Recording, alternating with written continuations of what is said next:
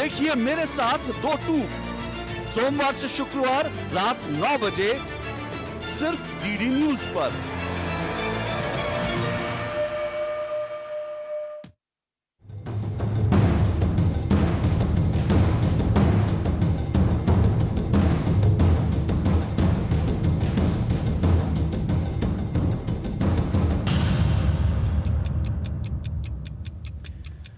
नमस्कार, बहुत बहुत स्वागत है आप सभी का डीडी न्यूज के इस खास कार्यक्रम इस वक्त में। मैं हूं निखिल सिंह और क्या है इस वक्त की बड़ी खबरें जिनके बारे में विस्तार से जानने समझने को लेकर आपके मन में जिज्ञासा है। क्या है इन खबरों के मायने, क्या है इनके पीछे का एजेंडा। अगले 1 घंटे में हम बात करेंगे कुछ ऐसी ही बड़ी खबरों की जिस पर चर्चा जरूरी है। इस चर्चा में जुड़ेंगे अपने संवाददाताओं से और विशेषज्ञ मेहमानों से भी। बात करेंगे जम्मू कश्मीर में, बदलते हुए जम्मू कश्मीर में जनता दरबार में पहुंच रहे हैं अफसर, यानी कि अब जनता के द्वार पर पहुंच रही है सरकार।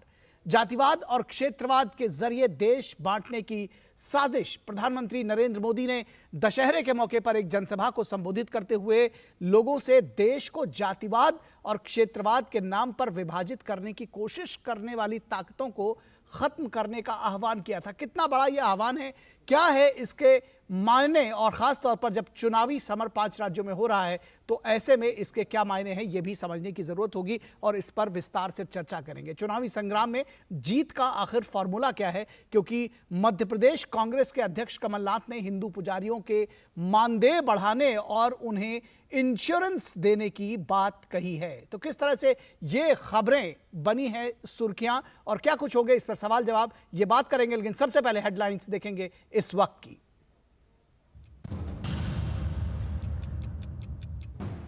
पूर्व राष्ट्रपति रामनाथ कोविंद की अध्यक्षता में आज होगी एक राष्ट्र एक चुनाव समिति की दूसरी बैठक। पिछली बैठक में तमाम हितधारकों और राजनीतिक दलों से चर्चा करने और उनसे सुझाव लेने का लिया गया था फैसला।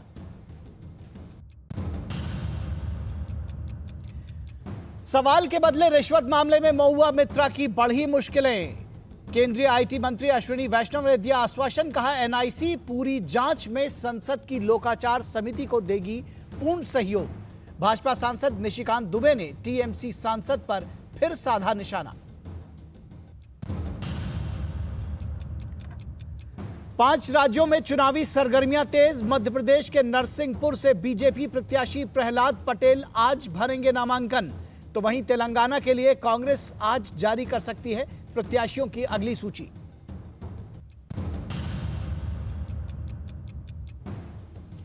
आप और सपा के बाद नीतीश कुमार की पार्टी जेडीयू ने मध्य प्रदेश में उतारे उम्मीदवार।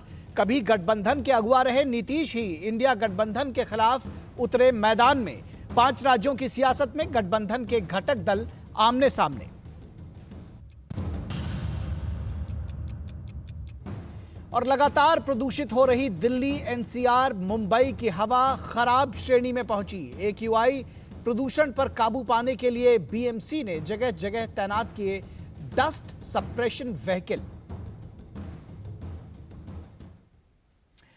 तो सबसे पहले बात करेंगे इस वक्त में जम्मू कश्मीर की, जहां की फिजा बदली है। जनता दरबार में अफसर जनता के सामने आकर सतत संवाद का कार्यक्रम चला रहे हैं और उसका क्या कुछ असर हुआ है इसकी बात करेंगे। सबसे पहले जनता के साथ सतत संवाद का कार्यक्रम back to village Jammu Kashmir में एक सफल अभियान माना जाता है और इसका असर भी अब दूर दराज इलाकों तक दिखाई देने लगा है। सर्दी की तैयारी के बीच जम्मू कश्मीर प्रशासन ने लोगों के बीच पहुंचने का अभियान शुरू किया है, यानी सरकार आपके द्वार पर पहुंच रही है। केंद्र शासित प्रदेश जम्मू कश्मीर के 20 जिलों के जनता दरबार में स्थानीय समस्याओं के समाधान के लिए अधिकारी खुद दरबार में हाजिर होते हैं। तो यानी अब जनता को लोगों के पास नहीं जाना पड़ता, अधिकारी स्वयं आते हैं। देश में जन सरोकार के त्रिस्तरीय पंचायती राज में जम्मू कश्मीर पीपुल्स गवर्नेंस का भरोसा पैदा करता है। ये पहला मौका है जब पीएम फ्लैगशिप स्कीम्स की तमाम योजनाएं जमीन पर उतारी गई हैं। पीएम मोदी ने बैक टू विलेज का ये सूत्र जम्मू कश्मीर में जन सरोकार से जोड़ा था। जनता के बीच पहुंचने के इस अभियान से शासन की पहुंच आम लोगों तक हुई है और लोगों ने इसे पूरा समर्थन दिया है। सड़क, बिजली, पानी, अस्पताल को लेकर सबसे बेहतर काम जम्मू कश्मीर में किया गया है और इसका असर साफ तौर पर देखा जा सकता है। कश्मीर की बदली फिजा में इस साल 60 लाख टूरिस्ट पहुंचे हैं, तो विंटर टूरिज्म को लेकर देश विदेश के लोगों का आकर्षण बढ़ा है। वर्षों बाद पटरी पर लौटी जिंदगी का श्रेय जनता के सहयोग को भी दिया जा सकता है। कश्मीर में आज बंद हड़ताल गुजरे जमाने की बात हो गई है। तो कश्मीर की फिजा बदल रही है और बैक टू विलेज कार्यक्रम इसमें उसने एक अग्रणी भूमिका निभाई है। किस तरह से यह कार्यक्रम सिर चढ़कर बोला है और क्या कुछ परिवर्तन लेकर आया है, इसके लिए बात करेंगे। हमारे संपादकीय सलाहकार विनोद मिश्रा हमारे साथ जुड़े हुए हैं इस पूरी खबर पर। विनोद जी, सबसे पहले आपसे समझना चाहेंगे क्या कुछ बदला है और किस तरह से बदला है।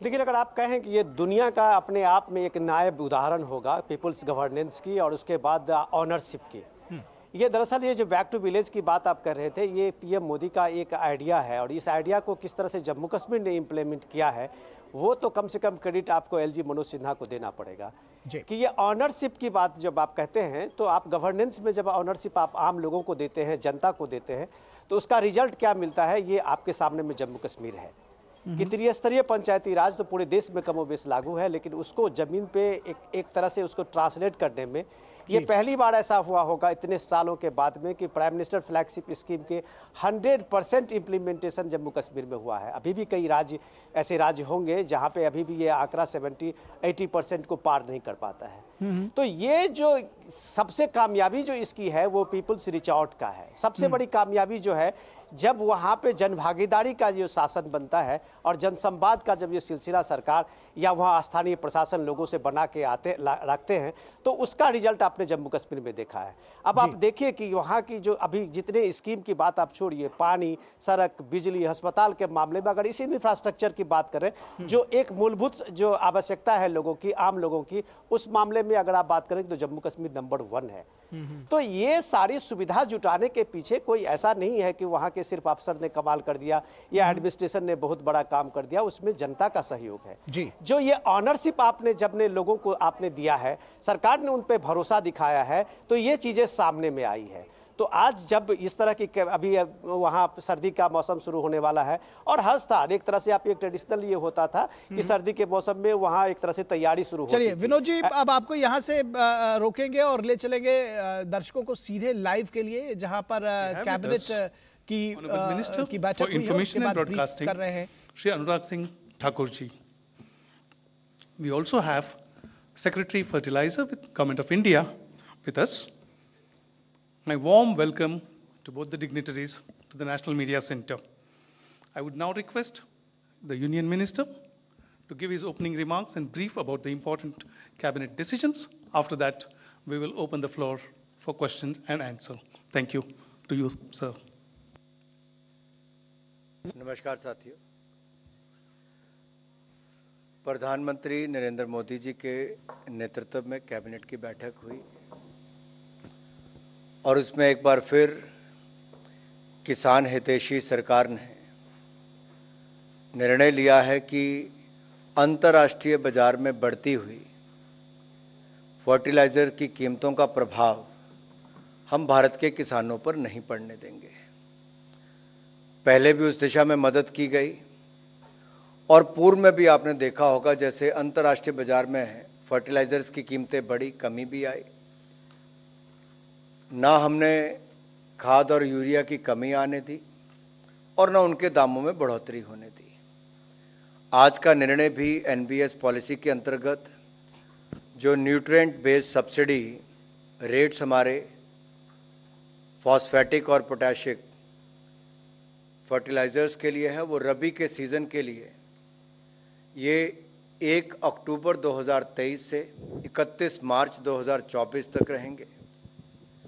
आगामी रबी सीजन जो हमारा 2023-24 का है उसके लिए नाइट्रोजन के लिए 47.2 रुपये प्रति किलो, फॉस्फोरस के लिए 20.82 रुपये प्रति किलो और पोटाश के लिए 2.38 रुपये प्रति किलो और सल्फर के लिए 1.99 रुपये प्रति किलो 1.89 रुपीस प्रति किलो सब्सिडी प्रदान की जाएगी और इसके लिए एनबीएस पर कुल 22,303 करोड़ रुपए का व्यय अनुमानित है। वर्ष 2021 से ही केंद्र सरकार द्वारा सब्सिडी की दरों को इस प्रकार से बढ़ाकर निर्धारित की जाती है ताकि अंतर्राष्ट्रीय बाजार में बढ़ती हुई जो कीमतें हैं उसका प्रभाव हमारे किसानों पर ना पड़े और इस बार भी किसानों को खाद रियायती दाम पर मिलती रहेगी। आगामी रबी सीजन जो हमारा आ रहा है 2023-24 का, ये जो 1 अक्टूबर से मैंने कहा, इसमें डीएपी पर 45 रुपए प्रति टन की अतिरिक्त सब्सिडी दी जाएगी। इन दरों से किसानों को डीएपी जो है वो 1350 रुपए प्रति बैग 1350 रुपए प्रति बैग ये पुराने रेट पर ही उपलब्ध करवाया जाएगा। इसी प्रकार एनपीके 1470 रुपए प्रति बैग और एसएसपी 500 रुपए प्रति बैग के पुराने रेट पर ही उपलब्ध करवाए जाएंगे। इनमें कोई बढ़ोतरी नहीं होगी, किसानों को 1 रुपया भी ज्यादा नहीं देना पड़ेगा और जो एमओपी है वो 1700 रुपए प्रति बैग के पुराने रेट से कम अब 1655 रुपए प्रति बैग मिलेगा, यानी कि घटी दर पर किसान को उपलब्ध करवाया जाएगा। 1 रुपया दाम भी यूरिया पर नहीं बढ़ने जा रहा है और उल्टा जो एमओपी है उस पे 45 रुपए प्रति बैग वो भी कम किया जा रहा है। ये जो एसएसपी हमारा सिंगल सुपर फॉस्फेट जो कि देश में उत्पादित होता है, इस पर भी फ्रेट सब्सिडी जो है वो जारी रखी जाएगी। तो आज मैं कह सकता हूं एक बार फिर नरेंद्र मोदी जी के नेतृत्व में भारत की सरकार ने किसान के हित में फिर निर्णय लिए हैं ताकि उनकी लागत ना बढ़े, यूरिया महंगा ना हो और उनकी पैदावार भी बढ़े, उस दिशा में कदम उठाए गए। अगर आप इस पर एक नजर दौड़ाएंगे तो आपको इसमें भी साफ देखने को मिलता है कि यूरिया 266 रुपए प्रति बैग, हमारा जो डीएपी है 1350 रुपए प्रति बैग और जो एनपीकेएस है 1470 रुपए प्रति बैग और एमओपी जैसा मैंने कहा 45 रुपए कम होके 1655 रुपए प्रति बैग मिलने जा रहा है। तो 1 रुपए की भी बढ़ोतरी नहीं की गई। अब ऐसे दूसरा निर्णय भी किसानों के लिए ही है और ये उत्तर प्रदेश और उत्तराखंड इससे जुड़ा हुआ है। जामरानी डैम जो हमारा मल्टीपर्पस प्रोजेक्ट है, ये उत्तराखंड में प्रधानमंत्री कृषि सिंचाई योजना के साथ जोड़कर इसको देखा जाए तो ये सिंचाई योजनाओं को इससे बढ़ोतरी मिलेगी और सीसीए ने आज इसको पीएमकेएसवाई प्रधानमंत्री कृषि सिंचाई योजना के एक्सीलरेटेड इरिगेशन बेनिफिट प्रोग्राम के अंतर्गत सम्मिलित करने का निर्णय किया है। इसका सबसे बड़ा लाभ होगा कि कृषि योग्य भूमि जो है उसको सिंचाई योजना से जोड़ने का एक बहुत बड़ा बल मिलने वाला है और सुनिश्चित ये भी करेंगे कि सिंचाई योजना के माध्यम से हमारी लगभग 57,065 हेक्टेयर भूमि सिंचाई सुविधा प्राप्त हो जाएगी और इससे इस योजना से लगभग 14 मेगावाट बिजली उत्पन्न होगी, तैयार की जाएगी और उत्तराखंड के हल्द्वानी शहर व उसके नजदीक के क्षेत्र के लगभग 43 मिलियन क्यूबिक मीटर पीने का पानी भी इससे मिलने वाला है। इस प्रोजेक्ट का निर्माण कार्य आगामी 5 वर्षों में पूरा कर लिया जाएगा। देखिए इसके 3 लाभ हो रहे हैं। 14 मेगावाट बिजली, वहीं पर 43 मिलियन क्यूबिक मीटर पीने का पानी मिलेगा और तीसरा 57,065 हेक्टेयर भूमि सिंचाई योग्य होगी। अगर मैं आपको इसकी थोड़ा बैकग्राउंड बताऊं प्रोजेक्ट की, तो जामरानी डैम मल्टीपर्पज प्रोजेक्ट का फेज 1 1981 में पूरा हुआ था। यह फेज 1 में गोला नदी और रामगंगा नदी की सहायक नदी है। इस पर बैराज और कैनाल सिस्टम पूरा किया गया था। और फेज 2 में इसमें अब गोला नदी पर जामरानी विलेज के निकट एक कंक्रीट ग्रेविटी डैम बनाने का निर्णय लिया गया है। इससे उत्तराखंड और उत्तर प्रदेश को लाभ मिलने वाला है। ये जो 57,065 हेक्टेयर भूमि है, ये उत्तराखंड और उत्तर प्रदेश के किसानों को इसका लाभ मिलेगा। और जैसा आपको पता है कि पहाड़ी राज्यों में जो हमारे नॉर्थ ईस्ट हैं या जम्मू कश्मीर, हिमाचल प्रदेश, उत्तराखंड, इनमें 90% की सहायता केंद्र सरकार देती है। इस प्रोजेक्ट पर कुल मिलाकर 2,584 करोड़ रुपया खर्च होगा। 2,584 crore rupees will be the cost of this project and 90% will be borne by the government of India. अब जैसा मैंने कहा कि उत्तर प्रदेश उत्तराखंड है, तो दोनों राज्यों के बीच में भी MOU हो चुका है जामरानी डैम प्रोजेक्ट के लिए, और इसके कॉस्ट और बेनिफिट की शेयरिंग के लिए भी दोनों राज्यों की आम सहमति हो चुकी है। धन्यवाद। धन्यवाद सर। अब हम कुछ प्रश्न लेंगे sir. Just I'll do that in that. I'll do that.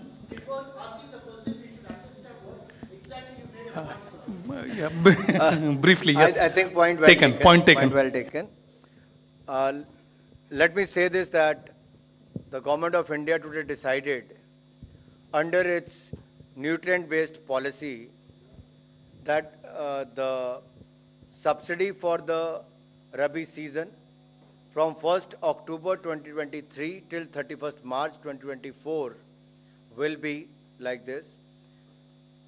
For the nitrogen, it will be 47.02 rupees per bag per kilo, and the phosphorus will be 20.82 rupees per kilo, and potash subsidy will be 2.38 rupees per kilo, and the sulfur subsidy will be 1.89 rupees per kilo.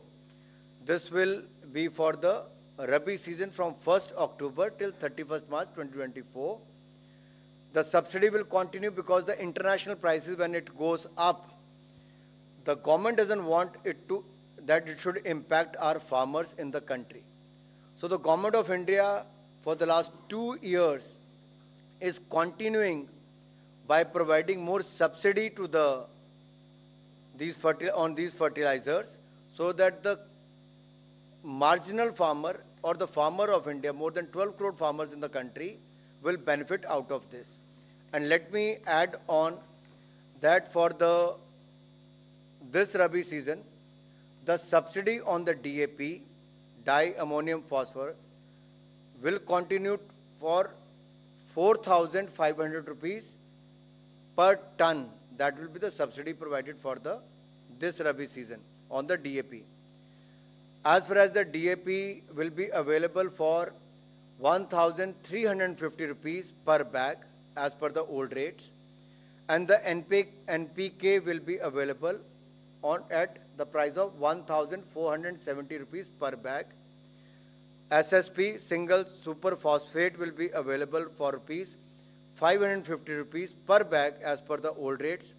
But as far as the MOP, muriate of potash, will be available on a reduced prices of 1,655 rupees per bag. The old prices were 1,700 rupees per bag. The cost to the government will be, estimate cost to the government will be, for providing this subsidy will be around 22,303 crore rupees for this Rabi season. Okay. We'll begin the questions here. I hope this from is the okay. middle room. Thank you. Yeah. Sir मैं लक्ष्मण हूँ CNBC आवाज से। जी, Lakshman ji, before you say something, let me also add one more thing. If you look at the subsidy provided, fertilizer subsidy provided, if I have to take the last year of UPA, or the last year, which I'll say when we came into power, which was our first year, 2014-15, the subsidy at that year was 73,067 rupees. 73,067 rupees. Crores. 73,067 crore rupees in the year 2014 and 15, which went up till 2,54,799 crore rupees in the year 2022-2023. So in nutshell, if I have to say, the subsidy went up by approximately 1,81,000 crore rupees last year. That is how the Modi government helped the farmer by not burdening the farmer, but the government provided the subsidy to them. We'll begin with Mr. Lakshman, sir CNBC. मैं Lakshman CNBC से आपने जो NPK के rate बताएं जो cabinet ने decision लिए हैं, अगर इफेक्टिवली देखें तो ये रेट में अच्छी खासी कटौती की गई सब्सिडी में। अभी 76 रुपये पर केजी नाइट्रोजन के लिए था, जो अब घट करके 47 रुपये पर केजी हो गया है, अभी जो कैबिनेट अप्रूवल किया। इसी तरह से फॉस्फेरस में, पोटाश में, वहाँ भी करीब 50% फॉस्फेरस में सब्सिडी घटाई गई है, पोटाश में भी सब्सिडी घटाई गई है। तो सब्सिडी घटाई गई है, जाहिर तौर पे न्यूट्रिएंट बेस्ड सब्सिडी है, तो न्यूट्रिएंट की कीमत कम हुई होगी अंतर्राष्ट्रीय बाजार में, इसलिए सब्सिडी कम की गई है। तो सब्सिडी कम करने की बजाय किसानों को घटती कीमत का फायदा क्यों नहीं दिया गया?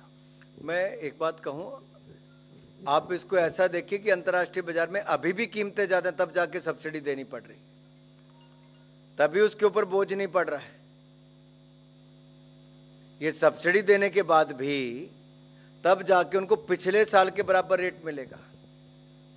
और 2014 के मुकाबले, जब 2014 में सब्सिडी कुल मिलाकर फर्टिलाइजर की 73,067 करोड़ थी, अब बढ़कर पिछले साल वो 2,54,799 करोड़ रुपए हो गई, जो लगभग 1,81,000 करोड़ रुपए ज्यादा है।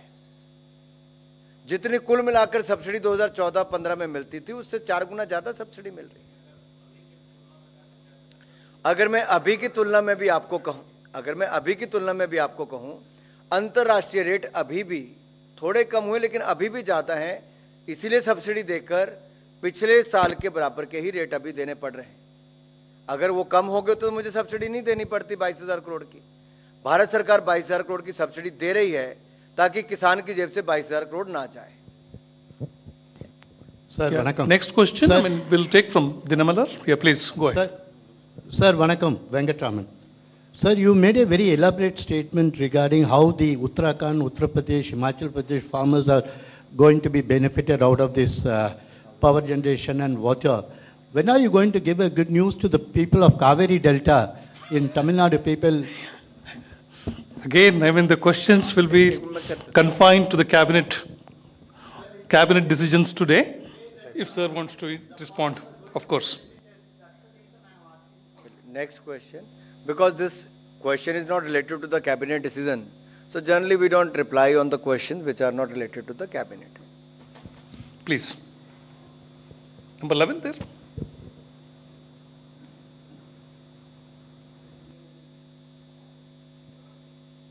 अपनी इंट्रोडक्शन भी दे दें सब लोग साथ साथ में। This is Sandeep Das. I work for Financial Express. As 6 months is already gone, how much subsidy government anticipate currently? Although I understand that the global prices keeps on fluctuating, but it's already 6 months on. How much government must have done some kind of assessment in terms of how much subsidy will incur this fiscal? I think it's a good question, but let me reply in a different way. It is not about what it is going to cost the government. It is about the benefit of the farmer. And if you look at the picture which I have given here, that how the government of India has given more subsidy on the fertilizers so that the higher cost should not be borne by the farmer. So ये फर्क नहीं पड़ रहा कि सरकार को कितना ज्यादा बोझ पड़ रहा है, ये देखने की बात है कि सरकार ने मदद कितनी किसान की है। और ये तो केवल फर्टिलाइजर की मैं बात कर रहा हूं, इसके अलावा भी अगर आप देखेंगे तो भारत सरकार ने जो यूनिक पैकेज इनोवेटिव स्कीम्स के लिए दिया था 3 लाख करोड़ से ज्यादा का था, उसमें बहुत सारी सॉइल हेल्थ कार्ड से लेकर अन्य योजनाएं हैं, पीएम किसान सम्मान निधि से लेकर ऐसे बहुत सारी हैं।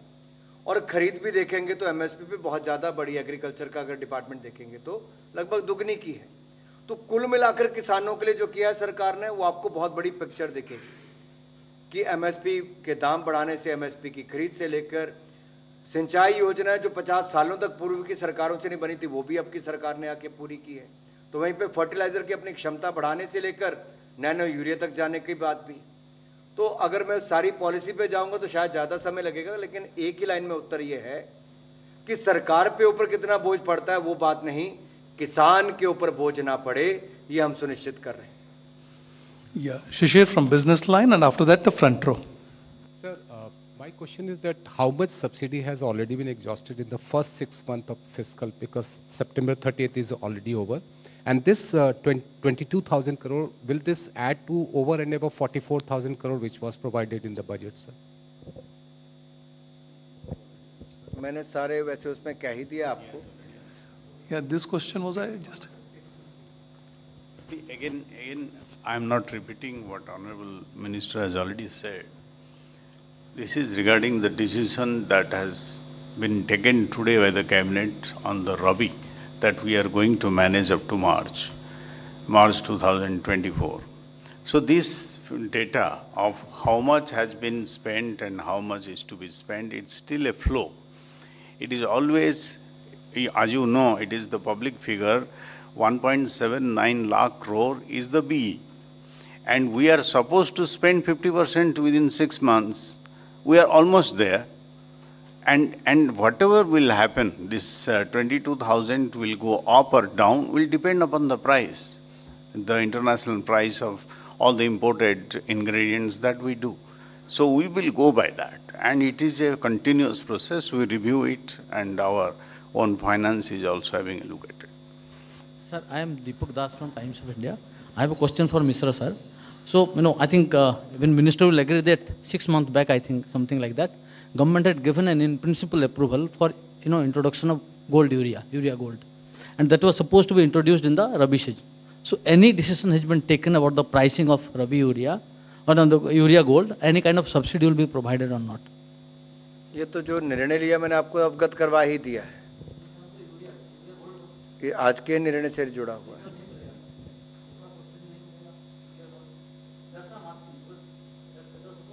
जो निर्णय लिया मैंने आपके सामने रख दिया। Yeah, next question from Z Business Line. I'm sorry, from Z Business, yeah.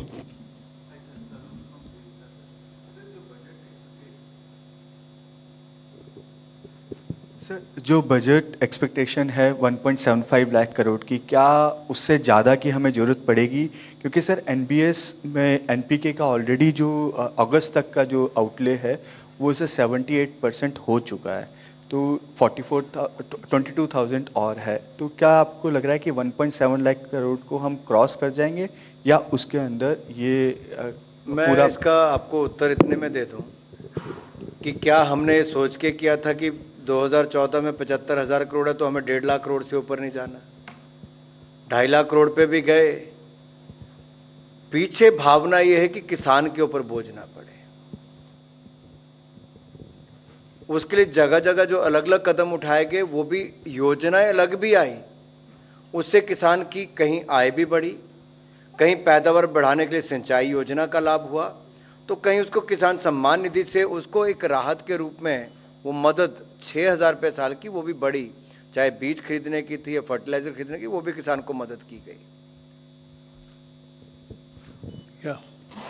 Third row from the back.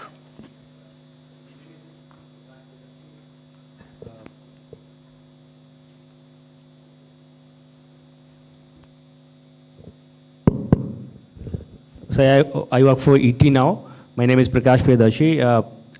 Could you please specify the quantum of subsidy we are going to save during forthcoming Rabi season as compared to last year?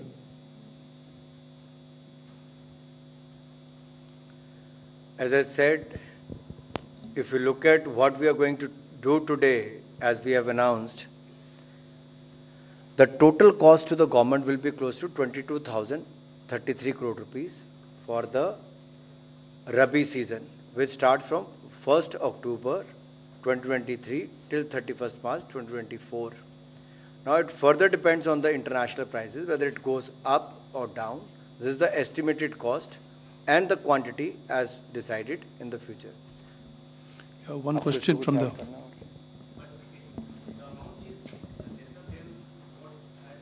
announced in last year. So I'm asking about the quantum. वो लक्ष्मण जी का अगर आप पहला प्रश्न सुनोगे तो आपको उसमें भी अपनी बात का उत्तर मिलता है कि अगर अंतर्राष्ट्रीय स्तर पे थोड़े दाम कम हुए, पूरे नहीं कम हुए, तो उसके कारण लगता होगा कि उस दाम में सब्सिडी की कितनी आवश्यकता पड़ रही है। तो पिछले साल के बराबर के दाम ही किसान को प्रति बैग बोरी मिले, उसको 1 रुपया भी ज्यादा खर्च ना करना पड़े, तो उस दिशा में जितनी भी सब्सिडी की आवश्यकता थी भारत सरकार ने उतनी दे दी। So one last question from the right side, please.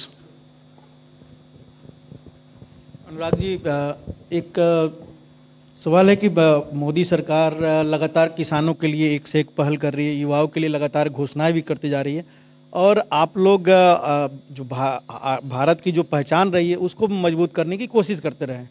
Bharat एक और पहल मोदी सरकार ने की कि एनसीईआरटी ने एक रिकमेंड किया है, इंडिया की जगह पर भारत को वो पाठ्य पुस्तकों में प्रचारित करेगी, प्रेषित करेगी। आपको लगता है एक बड़ा कदम मोदी सरकार का है कि भारत की पहचान और युवा में मजबूत हो? मैंने पहले भी कहा, कोई भी सवाल, क्योंकि आपने भी जो सवाल पूछा था वो भी आज के कैबिनेट निर्णय के बाहर था, और स्वागत तो आप सबको करना ही है आज जो निर्णय हुए हैं किसानों के। So thank you very much. With that, we come to the close of the cabinet briefing. The releases in English and Hindi will be uploaded right away on PIB's website, and they'll be available in all the state languages very shortly. And I request all of you to join for tea at the cafeteria. तो आप देख रहे थे सीधा प्रसारण। केंद्रीय cabinet की बैठक के बाद प्रेस वार्ता कर रहे थे केंद्रीय मंत्री अनुराग सिंह ठाकुर। उन्होंने साफ तौर पर कहा कि अंतर्राष्ट्रीय बाजार में जो यूरिया की कीमतें बढ़ी हुई हैं, जो कीमतें बढ़ी है, उसका असर किसानों पर नहीं पड़ेगा और 1 रुपया भी खाद का दाम नहीं बढ़ाया जाएगा। यूरिया के दाम 1 रुपये भी नहीं बढ़ाएगी सरकार। उसके साथ ही साथ डीएपी और यूरिया पहले की कीमतों पर बाजार में उपलब्ध रहेगा। उन्होंने कहा कि रबी सीजन के लिए न्यूट्रिएंट बेस्ड सब्सिडी दी जाएगी। तो कुल मिलाकर केंद्रीय कैबिनेट के बड़े फैसले रहे हैं। सरकार का कहना है कि वो किसान हितैषी फैसले लेने में पीछे नहीं है, और एक बार यूरिया की जो अंतर्राष्ट्रीय कीमतें बढ़ी हुई हैं उसके बावजूद जो हमारा मार्केट है देश का, उसमें कीमतें नहीं बढ़ाई जाएंगी। और रुकेंगे एक छोटे से ब्रेक के लिए। ब्रेक के बाद जब वापस लौटेंगे तो बात करेंगे कि जातिवाद और क्षेत्रवाद क्या देश को बांटने की साजिश हो रही है। तुम्हें पता है इन्वेस्टर्स के लिए एक इन्वेस्टर प्रोटेक्शन फंड होता है IPF, लेकिन अगर तुम्हारा ट्रेड एक्सचेंज पर एग्जीक्यूट नहीं हुआ या फिर कोई गारंटीड रिटर्न्स वाली स्कीम है तो ये IPF आपकी मदद नहीं कर सकता है। और अगर आपका ब्रोकर ही डिफॉल्टर बन जाए तो फिर IPF आपको कॉम्पेंसेशन दिला सकता है। कहां से सीखा? NSE की साइट पर। सोच कर, समझ कर, इन्वेस्ट कर। स्वागत है आपका ब्रेक के बाद, और अब बात करेंगे कि जातिवाद और क्षेत्रवाद किस तरह से देश को बांटने की साजिश हो रही है। और इसको लेकर के प्रधानमंत्री नरेंद्र मोदी ने दशहरा के दौरान एक विशाल जनसभा को संबोधित करते हुए प्रश्न उठाया भी और लोगों को सजग रहने के लिए भी कहा। दशहरा के एक विशाल जनसभा को संबोधित करते हुए पीएम मोदी ने लोगों से देश को जातिवाद और क्षेत्रवाद के नाम पर विभाजित करने की कोशिश करने वाली ताकतों को खत्म करने का आह्वान किया। उन्होंने कहा कि दशहरा उन प्रयासों के दहन का भी प्रतीक होना चाहिए जो भारत के विकास में अपने स्वार्थ के कारण रोड़े अटकाते हैं। प्रधानमंत्री ने कहा कि इसे देश में हर बुराई पर देशभक्ति की जीत का प्रतीक होना चाहिए। जब सबका विकास होगा तभी देश विकसित बनेगा। जाहिर है पीएम मोदी के गरीब कल्याण योजनाओं ने धरातल पर एक मजबूत छाप छोड़ी है और करोड़ों लोगों के जीवन में बदलाव आया है। SBI सहित कई नामी एजेंसियों ने डेटा से साबित किया है कि स्वनिधि जैसी दर्जनों गरीब कल्याण स्कीम्स लोगों के जीवन में बेहतरी लेकर आई हैं। आर्थिक और सामाजिक मदद ने करोड़ों लोगों के जीवन के संघर्ष को आसान बनाया है, और उसके बाद जो आर्थिक मदद है वो पंक्ति में खड़े आखिरी आदमी तक पहुंची है। इससे पहले की सरकारों ने भी गरीब कल्याण की योजनाएं चलाई थी, लेकिन अब मोदी सरकार ने इसे धरातल पर उतारकर सबका साथ, सबका विकास और सबका विश्वास के आधार को मजबूत किया है। इस साल लाल किले के उद्बोधन में पीएम मोदी ने वंशवाद, भ्रष्टाचार और तुष्टीकरण को देश के लिए खतरा बताया था। उनका मानना है कि यह देश को दीमक की तरह खोखला कर देगा। तो वंशवाद, जातिवाद और भ्रष्टाचार के खिलाफ, तुष्टीकरण के खिलाफ प्रधानमंत्री का आह्वान है। जाहिर है इंडिया गठबंधन में शामिल क्षेत्रीय दलों ने कांग्रेस के साथ मिलकर जातिवाद को उछालने की भरपूर कोशिश की है और उसको लेकर के तमाम तरह के जो प्रयास हैं वो साफ तौर पर देखे जा सकते हैं। राहुल गांधी चुनावी सभा में जिसकी जितनी आबादी उतना हक का नारा दे रहे हैं।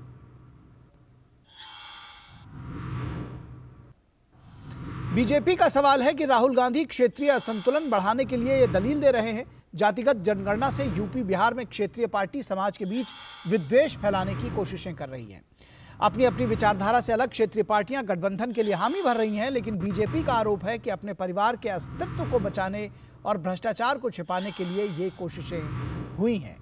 आरोप प्रत्यारोप से अलग ये सवाल देश के सामने जरूर है कि देश प्रथम या वोट, क्योंकि ये सवाल बार बार सामने लेकर आया जा रहा है कि आखिर जातिवाद और भ्रष्टाचार के सामने देश प्रथम है या नहीं। तुष्टीकरण की सियासत से कुछ लोग खुश जरूर हो जाएंगे, लेकिन खामियाजा देश को उठाना पड़ता है। और प्रधानमंत्री मोदी ने दशहरे के मौके पर देश प्रथम का संदेश दिया। हमें ध्यान रखना है कि आज रावण का दहन बस एक पुतले का दहन ना हो, ये दहन हो हर उस विकृति का जिसके कारण समाज का आपसी सौहार्द बिगड़ता है। ये दहन हो उन शक्तियों का जो जातिवाद और क्षेत्रवाद के नाम पर मां भारती को बांटने का प्रयास करती है। ये दहन हो उन विचार का जिसमें भारत का विकास नहीं, स्वार्थ की सिद्धि निहित है। विजयादशमी का पर्व सिर्फ रावण पर राम की विजय का पर्व नहीं, राष्ट्र की हर बुराई पर राष्ट्रभक्ति की विजय का पर्व बनना चाहिए।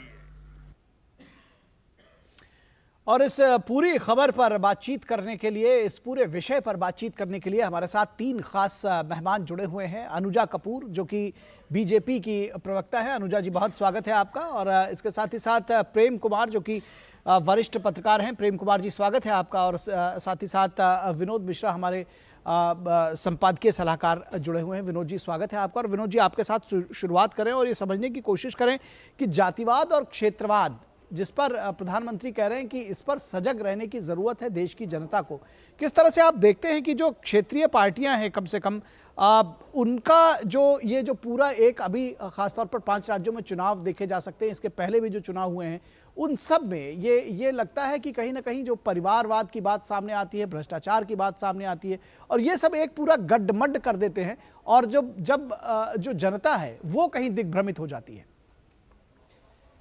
निखिल, जो आप अपनी रिपोर्ट बता रहे थे उसके साथ में आप देखिए कि जो प्राइम मिनिस्टर मोदी का कल का जो विजयदशमी के अवसर पे बोल रहे थे द्वारिका के रामलीला मैदान में, तो जो बोलते हुए उन्होंने जो बात कही है वो आप समय के हिसाब से देखिए कि आज के समय में वो कितना मौजूद है, कि आज देश में हो क्या रहा है।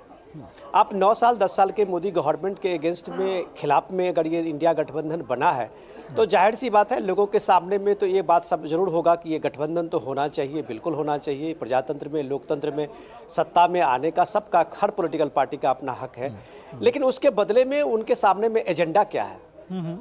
अगर उनके पास में मिशन 2024 के लिए कोई रोड मैप नहीं है तो जाहिर सी बात है कि उनके सामने में यही क्षेत्रवाद और जातिवाद जो है उनका एक ब्रह्मास्त्र के रूप में सामने में आता है। कि उनको लगता है कि हम इस तरह के चीज़ों को करके और इस तरह के प्रयोग करके समाज में एक तरह से विद्वेष बना के हम इस तरह कामयाब हो सकते हैं। लेकिन आज आप देखिए कि बने हुए इंडिया गठबंधन के 3 महीने से ज़्यादा हुए हैं। इंडिया गठबंधन की चर्चा तो आपने कहीं अब मीडिया के सुर्खियों में नहीं है, लेकिन अब जो प्रयास हो रहा है उस प्रयास में आप देखिए कि अलग अलग राजनीतिक जो क्षेत्रीय पार्टियां हैं उसके साथ में कांग्रेस ने भी इसको जातिगणना और जातिवाद का एक बड़ा मुद्दा बनाया है। राहुल गांधी अपने पब्लिक रैलियों में जब बात करते हैं कि जिसकी जितनी आबादी उतना हक, तो जाहिर सी बात है कि वो इस बात के लिए एक उत्तर और दक्षिण में इस बात को कंपेल करते हैं कि जहाँ जहाँ जो आबादी है उसके हिसाब से वो हक मिलना चाहिए।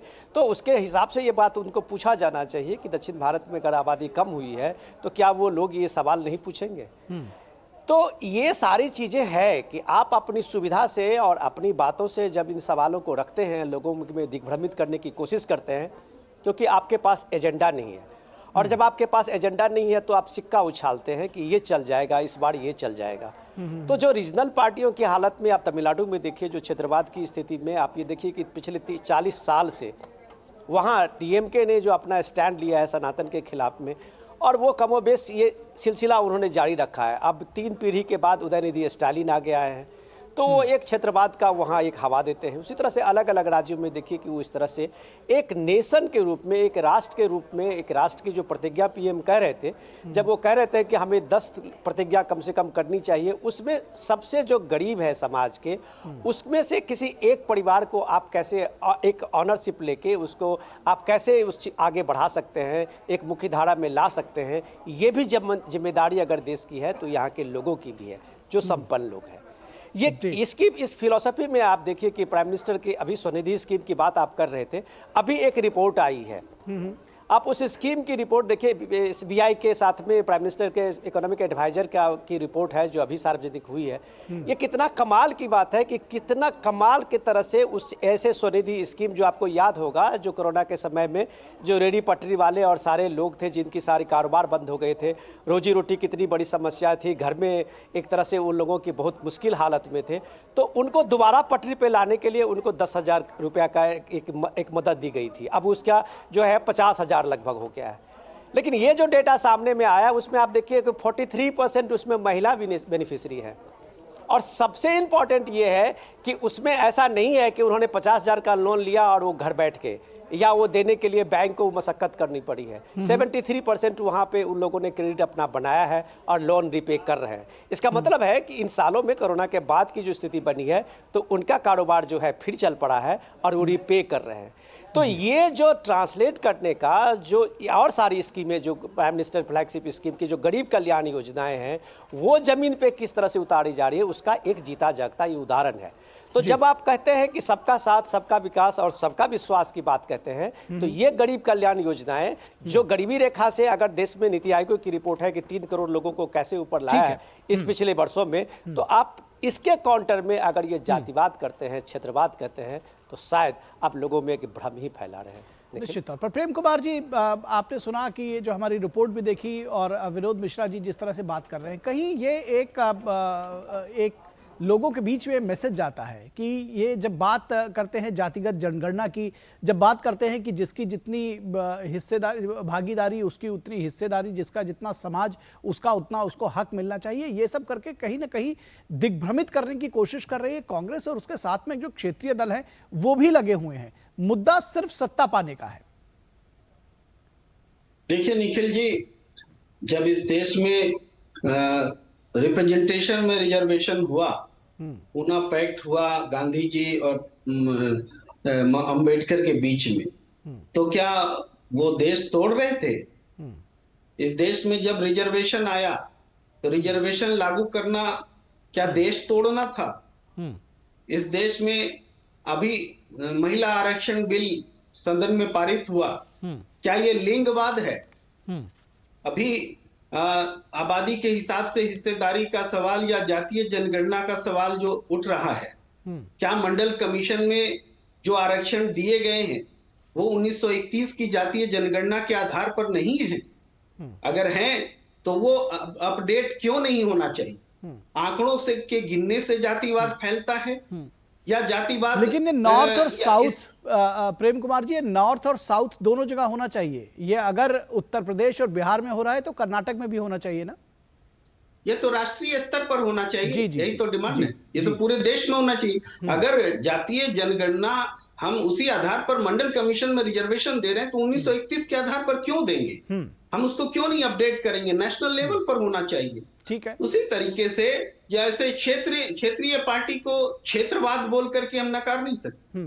ये तो संघीय संरचना है हमारे देश की, कि संघीय ढांचा तभी मजबूत होगा जब हम क्षेत्रीय अस्मिताओं को भी स्ट्रांग होने का अवसर देंगे। अगर हम राष्ट्रवाद के नाम पर क्षेत्रीय अस्मिताओं को दरकिनार करेंगे तो देश मजबूत नहीं ठीक होगा, है, लेकिन इससे असल में कई सारी विद्रूपताएं जन्म ले रही हैं, इसलिए सवाल उठ रहा है। दरअसल बात यह हो रही है किसी के जिसे आपने कहा कि लिंग भेद की बात नहीं है, महिला आरक्षण का सभी ने स्वागत किया है, रिजर्वेशन का कोई विरोध नहीं कर रहा है, लेकिन कर्नाटक में बैर और उत्तर प्रदेश में 7 ये या बिहार में 7 ये जो है साफ तौर पर दिखाता है कि ये सियासत है। जब बात करते हैं कि हम कह रहे हैं कि जब आप सभी देश की जनता की बात करते हैं, सबका साथ सबका विकास की बात करते हैं और ये कहते हैं कि पंक्ति में खड़े आखिरी आदमी तक योजना हो या जो भी विकास की किरण हो वो पहुंचना चाहिए, लेकिन मेरे बेटे को सबसे पहले मिले और मेरा बेटा ही पार्टी में अध्यक्ष का पद पाले, वही विधायक हो जाए, वही सांसद हो जाए, तब आप परिवारवाद की बात करते हैं। इसलिए इस पर प्रश्न चिन्ह उठ रहे हैं। देखिए, परिवारवाद के बारे में मैं सीधा सॉल्यूशन देता हूं। चुनाव आयोग के मातहत राजनीतिक दलों को ले आया जाए कि वहां भी आंतरिक लोकतंत्र की को सुनिश्चित करने का काम चुनाव आयोग करेगा। किसी को आजादी ही नहीं होगी अपने बेटों को आगे बढ़ाने की और परिवार को आगे बढ़ाने की। जब देश का लोकतंत्र चुनाव आयोग से और लोकतांत्रिक पद्धति से चल रहा है तो पार्टियों के भीतर लोकतंत्र एक नैतिकता तो खुद में भी होनी चाहिए। जब ये सिस्टम लागू होगा प्रेम कुमार जी तब तो ठीक है, लेकिन एक नैतिकता तो होनी चाहिए। और जनता, जिस तरह से मैंने कहा कि कर्नाटक में आप बात करेंगे कि नहीं वहां पर जातिगत जनगणना करा के और उसका आप जाहिर नहीं करेंगे, लेकिन बिहार की बात करते रहेंगे, तो इसमें सियासत तो साफ तौर पर देखी जा सकती है। अनुजा कपूर को जोड़ना चाहेंगे इस चर्चा में। अनुजा जी, आपको लगता है कि ये जो क्षेत्रवाद और जातिवाद की दरअसल राजनीति है और जो अगर हम इसमें इंडिया गठबंधन की भी बात कर लें, जिस तरह से लोगों को साथ में जोड़ा गया है, ये कहीं ना कहीं एक बार मुद्दों से ज्यादा हटकर ये इस बात की कोशिश है कि परिवारवाद को जो प्रश्रय है वो जारी रहे। इस बात की भी कोशिश है कि भ्रष्टाचार पर जो पर जो आवरण है वो कहीं ना कहीं ढका रहे। मुद्दे कुछ और है दरअसल और असल मुद्दे गौड़ हो गए हैं। जी बिल्कुल। नमस्कार कपिल भाई। निखिल जी, प्रॉब्लम मुझे लगता है जो सबसे ज्यादा जो सामने नजर आती है वो यही है कि ये जानते अच्छी तरह से कि ये लोग एक फेलियर की तरफ इनकी गवर्नमेंट जा चुकी है और 2019 के अंदर ये बात साफ नजर आ चुकी थी। जातिवाद परिवारवाद को पूरे भारत में हटा दिया गया था और तभी नरेंद्र मोदी जी, जिनका आगे पीछे कोई भी गॉडफादर नहीं है, जो इनको यहां लेकर आते, वो अपने कर्मों से और अपने काम से नीचे जमीन से उठते हुए ऊपर आए हैं। तो ये बात सुनिश्चित की जाए और पता लगती है सबको और दिखता है कि धरातल पे जिसने काम किया आज वो प्रधानमंत्री बनकर बैठा है। चाय वाला बोल दे कोई फर्क नहीं पड़ता। क्या चाय वाला क्या एंड में खड़ा, जो सबसे आखिर में खड़ा हुआ, वो इंसान नहीं है? तो एक तरीके से आप चाय वाला बोल के अब चाय वालों के अगेंस्ट टिप्पणी करते हैं। इनकी आदत है, कभी ये श्री राम के अगेंस्ट टिप्पणी करेंगे। आज जब हम रामचंद्र की बात करते हैं तो राम में अयोध्या बना दिया, उनको वहां ले आए और चांद पर चंद्र वहां पर भारत को ले आए। तकलीफ इन्हें हर जगह है। और सबसे बड़ी बात है कि जो कांग्रेस और ये जो जितने ये घमंडिया जुट बैंक जो इनका बना हुआ है, इन्हें तकलीफ इसी वजह से तो है कि ये अकेले काम नहीं कर पाएंगे। अकेले इनकी जो स्टेट है वहां पर ये नुकसान उठा चुके। कर्नाटक का आप देख सकते हैं हाल, आज 40,000 तक इनको लोन लेना पड़ रहा है, या इन्होंने अपना अलग रख लिया। 40,000 इन्होंने रुपया अलग रखा करोड़ कि ताकि कहीं पर भी इनको अगर आगे डेवलपमेंट करके दिखाना है तो सर इनके पास पैसा नहीं है डेवलपमेंट करने का, क्योंकि रेवड़ियां बांट रहे हैं। जब आप रेवड़ियां बांट रहे हैं तो आप डेवलपमेंट कैसे सोच सकते हैं? ये हमसे बात करते हैं। अरे हम लोग जो चीजें लेकर आए हैं सामने, वो कोई भी इनकी तरह रेवड़ियां बांट के नहीं लेकर आए हैं, वेलफेयर के साथ लेकर आए। आप एक पेन मेरे पास है, आप मुझे एक पेन और दे देंगे, मुझे क्या फर्क पड़ेगा? पर हम लोग सुरक्षित करते हैं कि हम उन लोगों तक जिनके पास ना पेन ना पेंसिल कुछ नहीं है, बिना इनके रिपोर्ट कार्ड किए हम लोग सामने लेकर आते हैं। इनसे पूछे, ये आज जब बात करते हैं तो इनका मंडल कमीशन कहां था? इन्होंने क्यों मंडल कमीशन को आगे लेकर नहीं आए? क्यों इन्होंने बिठा के रखा अपने पास? और ओबीसी की बातें करते हैं ये। अरे इनके ओबीसी में अगर इतनी बात इनके है तो इनके ओबीसी में इनके सेक्रेटरी कितने, इनके चीफ सेक्रेटरी कितने हैं, इनके मुख्यमंत्री कितने हैं, कितनी जगहों पर? आज ये ओबीसी की बात करते हैं। हमारे तो भाजपा ने ऑनर किया है, हमने सिर्फ प्रधानमंत्री की तरफ आपने देखिए, प्रधानमंत्री ही नहीं हमने राष्ट्रपति भी बनाए हैं 2-2। तो ये बात कहां कर रहे हैं? हमारा पूरा कैबिनेट इनकी आंखों के सामने है। अगर आप 113 अन्य पिछड़े वर्ग हम लोग लेकर आए हैं, 43 अनुसूचित जाति जनजाति, 53 अनुसूचित जाति लेकर आए हैं, 17.4% ST SC, आपके 14%, 37.2 लोकसभा सांसद ओबीसी है। आप बताइए, इनसे पूछिए, हमें बताइए कि ये किस हवा में है। और आज ये बातें करते हैं जो हम लोगों ने आज तक इतना काम मोदी जी कर चुके हैं इन 10 सालों में कि आप ये देखिए जो जितनी भी स्कीम्स लेकर आए हैं निखिल जी, क्या उसमें कहीं भी लिखा कि मेरा वो भाई जो मुसलमान है वो इस स्कीम का हकदार नहीं? रेदर हम तो ट्रिपल तलाक तक लेकर आए। हम लोगों ने आगे औरतों की सुरक्षित की। आज जो हम टॉयलेट की बात कर रहे हैं तो मैंने कभी कहा कि आज मेरी बहन सिलेंडर नहीं लेगी, आज ये वाली बहन इसके लिए टॉयलेट नहीं बनाना, आज उज्ज्वला योजना में इनको नहीं दे, इनको घर मत देना, इनको मलकाना हक मत देना। क्या आज ये बात नजर आती है? आज इसी प्रोजेक्ट की वजह से जब वैक्सीन बन रही थी और जब हम लोगों ने दी, क्या हमने कोशिश करी ना कि बच्चे से बूढ़े तक, क्या उसमें कहीं पर भी ये कहते हैं कि खून जो है वो मुसलमान का है? पूछिए इनसे जब ये जाते हैं क्या ब्लड बैंक के अंदर मुसलमान का खून लेते हैं या राम का खून लेते हैं या सिख का लेते हैं, ईसाई का लेते हैं? इस तरह की बातें पत्थी करके 2019 को फिर से शर्मिंदा करते हुए ना दिखाएं अपने आप में। 2024 फिर से श्री राम आएंगे। ठीक है अनुजा जी। प्रेम कुमार जी, आपको लगता है कि जो भ्रष्टाचार, वंशवाद और तुष्टीकरण की जो बात हो रही है, ये एक बड़ा राजनीतिक विमर्श होना चाहिए और ये वास्तव में देश को दीमक की तरह खोखला कर रहा है? जनता को इसके खिलाफ एकजुट होना चाहिए, इस पर एक कहीं ना कहीं पहचान होनी चाहिए कि कौन लोग हैं ऐसे, उनको वोट ना किया जाए। देखिए निखिल जी, नरेंद्र मोदी जी की सरकार तो आई ही थी भ्रष्टाचार आंदोलन की बुनियाद पर, उसके आधार पर काला धन लाने का सवाल था, भ्रष्टाचार मिटाने की बात थी, जीरो टॉलरेंस की बात थी।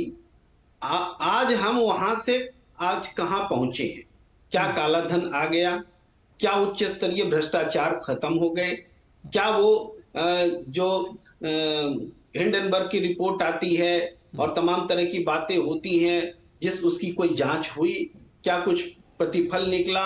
जो भ्रष्टाचार के नाम पर जो एक्शंस हो रहे हैं, वो एक्शंस चूंकि सिर्फ और सिर्फ विपक्ष पर आधारित हो रहे हैं, इसलिए जीरो टॉलरेंस पर सवाल उठते हैं। अगर सम्यक रूप में पूरे देश में भ्रष्टाचार मिटाने के सवाल पर एक्शन लिए जाए तो फिर इसका अच्छा प्रतिफल भी होगा और इसके राजनीतिक विरोध का भी अवसर नहीं मिलेगा। तो भ्रष्टाचार मुद्दा था, है और आगे भी रहेगा जब तक कि इस पर एक समग्रता में सम्यक दृष्टि से भ्रष्टाचार पर जीरो टॉलरेंस की पॉलिसी नहीं अपनाई जाती। ठीक है। विनोद जी कुछ कहना चाह रहे हैं, उसके बाद मैं इसका जवाब लेने के लिए बीजेपी प्रवक्ता पे जाऊंगा। आप अपनी बात खत्म करें जी। निखिल, मैं प्रेम कुमार जी का सुन रहा था, वो जिस एजेंडे पे बात कर रहे हैं मुझे पता नहीं कि वो राजनीतिक विश्लेषक के रूप में किसके एजेंडे की बात कर रहे हैं और क्या एजेंडा बता रहे हैं, लेकिन उनको थोड़ी सी कम से कम इस मामले में प्रकाश डालना चाहिए कि उसमें फैक्ट्स क्या है। हम लोग जब बात करते हैं तो उसके पीछे फैक्ट्स होता है। और प्रेम कुमार जी, मैं आपके लिए ये बता रहा हूँ कि राहुल गांधी पिछले असेंबली के इलेक्शन में, अभी जो चल रहा है 5 स्टेट के में, 3 स्टेट के असेंबली इलेक्शन में उन्होंने ये बोलना शुरू किया था पब्लिक के फोरम पे जी। और उस पे उन्होंने बोलना शुरू किया था कि जिसकी जितनी आबादी है और उसका उतना हक। और राहुल गांधी इस चीज़ से आगे बढ़ गए। अब राहुल गांधी किसी जनसभा में ये नहीं बोल रहे हैं, जाति गणना की बात कर रहे हैं, लेकिन आबादी और हक की बात तो भूल गए। क्यों भूल गए? तो ये बैकफायर किया है और बैकफायर उनको इस तरह से किया है कि उनके ही जवाब देते हुए जब प्राइम मिनिस्टर मोदी ने उनको छत्तीसगढ़ की एक रैली में उनको ये कहा था कि भाई ये जो आप इस तरह से एक विद्वेष फैलाने की कोशिश कर रहे हैं, तो आप उत्तर दक्षिण को बांट रहे हैं। आप इस तरह से बांट रहे हैं कि अभी आप ये देखिए डिलिमिटेशन कमीशन का होना है 2026 में, उसमें अगर आबादी की बात हो तो क्या साउथ इंडिया में और वहाँ के स्टेट ने जो जनसंख्या पर नियंत्रण किया है तो वो क्या इस मामले में पीछे रह जाए बिहार और यूपी से, जहां जनसंख्या अभी कंट्रोल में नहीं है? तो ये आबादी और हक की बात आप करते करते आप इस लड़ाई को कहां तक ले जाना चाहते हैं? और प्रेम कुमार जी, आप जिस बात को कह रहे थे तो थोड़ा सा इस चीज़ों पे प्रकाश डालिए कि एक बिहार में आप अभी देखिए पिछले 35-40 साल से सामाजिक न्याय की सरकारें चल रही है, 1000 परिवार है जिसके उसी परिवार में से सबको एक तरह से वही MP बनते हैं, MLA बनते हैं, पंचायत परिषद बनते हैं, सब वही बन रहे हैं। क्या इस आबादी और इतना हक में उन लोगों को मिला? और रही बात कि ये जाति गणना की बात जब आप कह रहे थे, तो शेड्यूल कास्ट शेड्यूल ट्राइब की गणना जो है पिछले 50 सालों से हो रही है। आप उस गणना के हिसाब से कितने गरीब को आप उसमें चिन्हित कर पाए हैं और कितने लोगों को सुविधा दे पाए हैं? जो आप जाति गणना में की बात करते करते आप उसमें फ्लैगशिप स्कीम और उसको सही लोगों के बीच पहुंचाने की बात करते हैं। तो ये आप सियासत का जो एक नैरेटिव गढ़ते हैं, उस सियासत में नैरेटिव गढ़ने के पीछे चलते चलते आप कहीं ना कहीं देश के साथ में एक धोखा कर रहे हैं। ये सबका साथ, सबका विकास, सबका विश्वास कोई मजाक नहीं है। ये एक कॉन्फिडेंस है इस देश के लिए कि वो स्टेक होल्डर है इस देश में। 145 करोड़ इस देश में जब समान रूप से स्टेक होल्डर होंगे, तभी ये देश जो आप जो रिपोर्ट में देखिए कि जो अभी पूरी दुनिया में 5वें नंबर पे है आर्थिक व्यवस्था के रूप में और मजबूत आर्थिक व्यवस्था के रूप में, वो 145 करोड़ के देश जब सबका साथ में जुटते हैं तब होता है। और जब 2 दिन के पहले की रिपोर्ट देखिए तो भारत आने वाले 5 साल में हो सकता है कि वो जापान को भी पीछे छोड़ दे। और क्या आप जाति गणना पे और क्षेत्रवाद पे देश को फंसा रहे हैं और ये कह रहे हैं मिशन 2024 है। ठीक है अनुजा जी, भ्रष्टाचार पर प्रेम कुमार ने कहा कि सिलेक्टिव कार्रवाई हो रही है। दरअसल ये विषय है, आगे भी रहेगा, लेकिन सरकार संजीदा नहीं है इसको लेकर के, सेलेक्टिव कार्रवाई कर रही है। सबका साथ सबका विकास की बात तो करती है, लेकिन भ्रष्टाचार पर विशेष तौर पर उनका वंशवाद और जो दूसरे विषय हैं तुष्टीकरण, उस पर तो अभी फिलहाल उनसे और रिएक्शन लेंगे, लेकिन भ्रष्टाचार के विषय पर ये आरोप है। अब इनको डर तो होएगा ना भ्रष्टाचार से रिलेटेड। जब आपकी सरकारों में CBI की रेडें नहीं हुआ करती थी, ED की रेड नहीं हुआ करती थी, आप तो भाजपा पे इल्जाम लगाते हैं। आप बताइए कांग्रेस की जब सरकार थी तो कितनी रेड आपने बीजेपी के कार्यकर्ताओं के ऊपर लगाई थी? बताइए, आपके पास खुद के पास रिजल्ट नहीं है इस चीज का, तो आपने खुद ही आप ही के इरा के अंदर कांग्रेस के कार्यकर्ताओं के ऊपर, उनके मंत्रियों के ऊपर, उनके लोगों के ऊपर, लीडर्स के ऊपर कार्रवाई होती थी। भाजपा का एक नाम आपके पास नहीं है। भाजपा ने अभी के टाइम पर अभी रिसेंटली भाजपा का वेस्ट बंगाल के अंदर MLA पकड़ा गया। हम लोगों ने अपने ही टाइम पर CBI से रिलेटेड कितने काम करवाए हैं और कितनी चीजें चल रही है कि जहां पर कहीं पर भी जब भी कोई भाजपा का, आप कहते हैं कितने लोग वॉशिंग मशीन की तरह करते हैं, आज तक भाजपा ने कभी एफिडेविट नहीं दिया सुप्रीम कोर्ट या किसी कोर्ट के अंदर और कहा हो कि ये मेरा आदमी है, इसको छोड़ दीजिए। ऐसा कभी हम लोगों ने नहीं किया। आप लोगों ने उन्हीं के साथ सारे संगठन करे, गठबंधन किया, जो आप लोगों के लिए आपकी तरह, आप ही के वंशवाद की तरह और आपके जातिवाद की तरह बात करते हैं। अभी तक हम 1.25 lakh crore black money India में लेकर आ चुके हैं और ये ऑलरेडी इसके ऊपर PC हो चुकी है। अश्विनी विश्वास ने ऑलरेडी इस पर बात करी और लोगों के सामने रखा है। और कितनी बार निर्मला सीतारमण जी ने भी बताया है कि हमने कितना कॉन्फिस्केट किया है प्रॉपर्टीज और कितने हम लोगों ने इसके अंदर ब्लैक मनी को हम लोग बाहर से यहां पर लेकर आ चुके, कितनी कंपनीज को हमने कैंसिल करा है। तो आप में हिम्मत नहीं है और हमने ये कोशिश भी करके दिखा दी और आपको दिखा दिया। यूपी के अंदर योगी बाबा ने घर तोड़वा दिए कि जो लोग आप भ्रष्टाचार की बात करते हैं, जो लोग गलत काम करते हैं, हमने वहां पर आपको बुलडोजर चलाकर दिखा दिया और उनकी प्रॉपर्टीज को कॉन्फिस्केट करके दिखा दिया। और ये नहीं दिखाया कि वहां पर सिख है, मुस्लिम है, कि ईसाई है, कि OBC है, कौन है, सबके साथ भ्रष्टाचार अगर कोई भी आदमी किसी के साथ करेगा। और अब ये आपका ये जो गुटबंदिया बैंग है, हम लोग इनकी परवाह करे बगैर भारत को आगे आने वाले वक्त में हमें तीसरे पैदान पर लाकर खड़ा करना है 3 ट्रिलियन इकोनॉमी के अंदर। और हम डरने वालों में से नहीं है। हम लोग वो हैं जो आंखों में आंखें डालकर बात करते हैं, चाहे वो पाकिस्तान हो या कोई भी हो। और आपकी तरह घुटने नहीं टेकते चाइना के आगे। हम लोग जानते हैं कि हम लोग जवाहरलाल नेहरू नहीं है। हम अपनी छाती पर खेल कर आते हैं। तो ये आप बात करके बताइए। और आप जानते हैं आज के आपके सामने अग्निवीर का भी कितना बड़ा एग्जाम्पल है कि एक योद्धा शहीद होकर आया है। यही रीजन है कि उनको किस तरह कंपनसेशन मिला, उनके परिवार को किस तरह से देखा जा रहा है और आगे 12 लाख की उनको भी आगे। ठीक है अनुजा जी, आपका पॉइंट मुझे लगता है कि समझ में आ गया और प्रेम कुमार जी भी इस बात को पूरी तरह से समझ गए होंगे। प्रेम कुमार जी, ये ऐसा नहीं लगता कि जातिवाद और क्षेत्रवाद को लेकर के एक जो बात आपने शुरू में कही कि क्षेत्रीय अस्मिता की बात आती है, वो जरूरी है, रिजर्वेशन जरूरी है, लेकिन इन सब को लेकर के एक नैरेटिव गढ़ने की कोशिश की जा रही है। दरअसल पूरा जो मुद्दा है वो है कि किस तरह से सत्ता हासिल की जाए, किस तरह से बेदखल किया जाए नरेंद्र मोदी को प्रधानमंत्री पद से और ये सत्ता हथियाई जाए। देखिए निखिल जी, मुझे निशाना रख करके बहुत सारी बातें हुई है, लेकिन मैं उन सबका जवाब नहीं दूंगा। जी जी जी, मैं स्वयं इस बात को समझ रहा हूँ, मैं स्वयं इस बात को समझ रहा हूँ कि आप शायद चूंकि आपने शुरू में कहीं ना कहीं इससे एक विरोधी विचार प्रकट किया था, इसलिए वो आक्रोश आपके लिए नहीं है, ये इस बात को समझिएगा जी। लेकिन मैं मुद्दों पर रहना चाहूंगा ताकि बात हो सके। देखिए, एक बात तो है कि आबादी के हिसाब से जो रिप्रेजेंटेशन वाली बात होती है, ये बात क्यों उठती है और क्यों लॉजिकल भी है। जब हम मंडल कमीशन के तहत ओबीसी को 27% आरक्षण देते हैं और कहते हैं कि इससे ज्यादा नहीं दे सकते, चूंकि संवैधानिक बाधा है, 50% से ज्यादा नहीं दे सकते। लेकिन बाद में जब आर्थिक आधार पर रिजर्वेशन को अदालत हरी झंडी देती है और 10% आरक्षण दिया जाता है केंद्र सरकार से, तो उसके बाद ये सीमा टूट जाती है। तब ये सवाल फिर से पैदा होता है कि जिस ओबीसी वर्ग की आबादी 50% से ज्यादा है इस देश में, उसको क्यों नहीं उसकी आबादी के हिसाब से मिलेगा, क्यों नहीं जातीय जनगणना होनी चाहिए, क्यों उसके साथ अन्याय होता रहेगा। ये है वो लॉजिकल पॉइंट जहां पर की बात होती है आबादी के हिसाब से हिस्सेदारी की। इस बात की अनदेखी नहीं कर सकते, क्योंकि बाकी जितने भी एससी एसटी सबको रिजर्वेशन दिया हुआ है, आबादी के हिसाब से दिया हुआ है। और जातीय जनगणना का ये मूल बात है, ये मूल सवाल है। सुप्रीम कोर्ट ने तभी जवाब हो सकता है। ठीक है, सुप्रीम कोर्ट ने एक रूलिंग दे रखी है कि 50% से ज्यादा आरक्षण नहीं होता। विनोद जी आपके पास आ रहे हैं, अनुजा जी कुछ कहना चाह रही है। अनुजा जी, देखिए, मुझे बहुत विडंबना लगती है कि जो लोग इस तरह की बातों को टूल लेकर अगेन वोट बैंक पॉलिटिक्स का गेम खेलते हैं, क्योंकि मैं ये जानना चाहती हूँ कि ऐसा तो नहीं है कि भाजपा 60 सालों तक रही है कहीं पर भी, या आपके खुद के स्टेट्स के अंदर किस तरीके का हाल है। मुझे देखना है कि आप लोगों का रिपोर्ट कार्ड क्या बदले कर आता है सामने। आप अपना रिपोर्ट कार्ड दिखाइए और दिखाइए कि आपने ओबीसी के लिए अपनी अपनी जगहों पर कब क्या और कितने सालों से कर रहे हैं। बात ये नहीं है कि आप आज क्या बात निकाल रहे हैं, क्योंकि आज आप में अचानक से जन चेतना आ रही है, क्योंकि आपको पता है, आपने अपना काउंटडाउन देख लिया, कितना परसेंट आया, कितना परसेंट नहीं गया।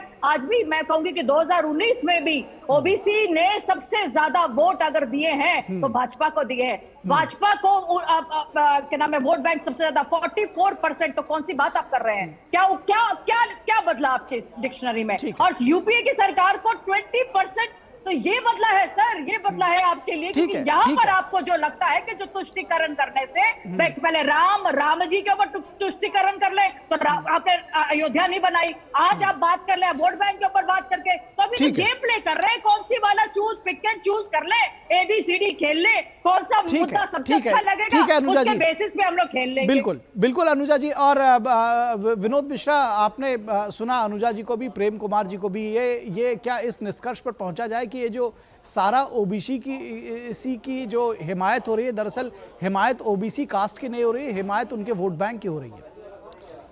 निखिल, मैं अभी किसी आरोप प्रत्यारोप की बात मैं नहीं करता हूं, लेकिन प्रेम कुमार जी जितनी सफाई से अपने को एक इनोसेंट बता रहे हैं और अपनी बात कह रहे हैं, लेकिन वो इस बात को नकार नहीं रहे हैं, इस बात के लिए कम से कम एक तरह से इंट्रोस्पेक्शन नहीं कर रहे हैं कि वो एक नैरेटिव कर रहे हैं। नैरेटिव करने के साथ साथ हम उनको फैक्ट्स दे रहे हैं और उसको ये आरोप मान रहे हैं। आरोप मत मानिए, आपके साथ फैक्ट्स जब आपके सामने में आएंगे तो जाहिर सी बात में आपके नैरेटिव जो है वहाँ पे नैरेटिव नहीं चल पाएगा। ये एग्जाम्पल आप देखिए कि मंडल कमीशन की से पहले मुंगेरी लाल कमीशन बनी थी, जो कर्पूरी ठाकुर को उसका श्रेय दिया जाता है, और नीतीश कुमार आजकल पूरे बिहार में कर्पूरी ठाकुर के मंडल कमीशन के बदले और इस जाति गणना के बदले में वो सीधे सीधे मुंगेरी लाल को एक श्रेय देते हुए उसके एक पूरे चिंतन बैठक और चिंतन शिविर चर्चा करवा रहे हैं। लेकिन रही बात, आप ये सोचिए कि मंडल कमीशन में 3,500 जो ओबीसी कास्ट के रूप में जातियों की सूची में आई थी, ये आते आते अभी जाति गणना की जो बिहार में ही आप यह बात देखिए कि सामने आए तो 30,000 है, एक स्टेट से 30,000 जातियों का। और उसका ये खेल देखिए कि जो अगर मान लीजिए कि आरजेडी को ये सूट करता हो, ये पॉलिटिकल पार्टी जो सरकार में है उनको सूट करता हो, तो वो कुछ जातियों का आप एक जाति बना देते हैं, और जो आपको लगता है कि वो सूट नहीं कर रहा है आपको, तो उसके आप उपजातियों में उसको बांट देते हैं, किसी को 1%, 2%, 3%। अब बिहार में आज की तारीख में आप देख लीजिए कि वहाँ कैस्थों की जो है उस पूरा जनरेशन ही एक विलुप्त प्राणी में हो गई है। वो 0.6% वहाँ कैस्ट की जनसंख्या वहाँ आपने डिनोट किया है। तो आप इस तरह से देखिए कि वहाँ पे सिर्फ यादवों की संख्या बढ़ी है पिछले 70 साल में और दूसरों की आबादी नहीं बढ़ी है। वहाँ एक वैश्य समाज में आपने 4 कैटेगरी किया है, लेकिन यादव की 1 कैटेगरी है। वहाँ आप ये कुर्मी की कैटेगरी में देखिए कि उसकी कितनी कैटेगरी है, लेकिन आपने उसके 1 कैटेगरी की है। अरे भाई, तो आप इस तरह की बात जब आप करेंगे तो आप पकड़े जाएंगे, और अब जब पकड़े जाएंगे तो उसका किस तरह से बैकफायर होता है ये भी प्रेम कुमार जी सुन लें। कि अभी बिहार के आरजेडी के और महागठबंधन की जो सरकार है उसमें आरजेडी में मैक्सिमम यादव जी के परिवार से और या फिर मुस्लिम के कैंडिडेट है। अब उनके सामने में संकट ये है कि जो आधी आबादी, जिसकी आबादी जितनी आबादी उतना हक की बात आप करेंगे तो वो सारे लोग वही टिकट उनको हाथ धोना पड़ेगा जो अभी तक पिछले 30-35 साल से लगातार पीढ़ी दर पीढ़ी वहाँ पे एमएलए और मिनिस्टर बनते रहे। तो आप वो देखिए कि वहाँ पे हो क्या रहा है। आप क्यों नहीं कह रहे तेजस्वी यादव और नीतीश कुमार की वहाँ जितनी आबादी उतना हक की बात हम करेंगे? तो आप लोगों को धोखा दे रहे हैं क्योंकि आपके पास में डेवलपमेंट का एजेंडा नहीं था। अगर तेजस्वी यादव जो पहले कैबिनेट में 10 लाख लोगों की नौकरी देने की बात कर रहे थे, अगर वो सच में बांट के दिखा देते तो शायद वो अगले 5-10 साल में वो सबसे बड़ा हीरो होते। ठीक है, लेकिन आपके पास कुछ करना नहीं है तो आपने एक कास्ट कार्ड खेल दिया है। यही बात मैं अभी इसमें पूरा कर दूं कि कर्नाटक में आज आप देखिए, अभी आज की खबर है कि कर्नाटक कांग्रेस की सरकार ने वहां अभी जो स्टेट गवर्नमेंट के एग्जाम होने वाले हैं उसमें मुस्लिम लड़कियों को बुर्का पहनने के करके आप एग्जामिनेशन देने के लिए आपने अलाउ किया है।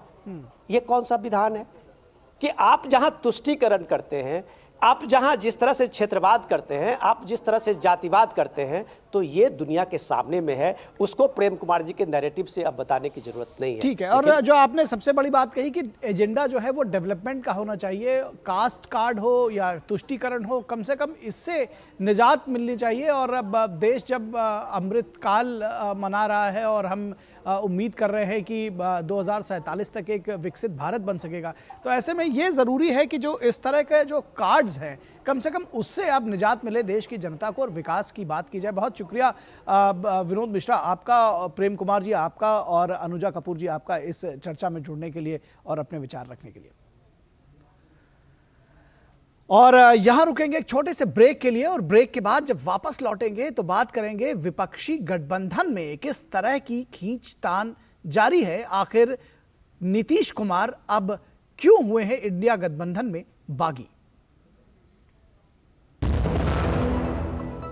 थिंक आईआईटी, थिंक विद्या मंदिर, थिंक आईआईटी, थिंक विद्या मंदिर, थिंक आईआईटी, थिंक विद्या मंदिर।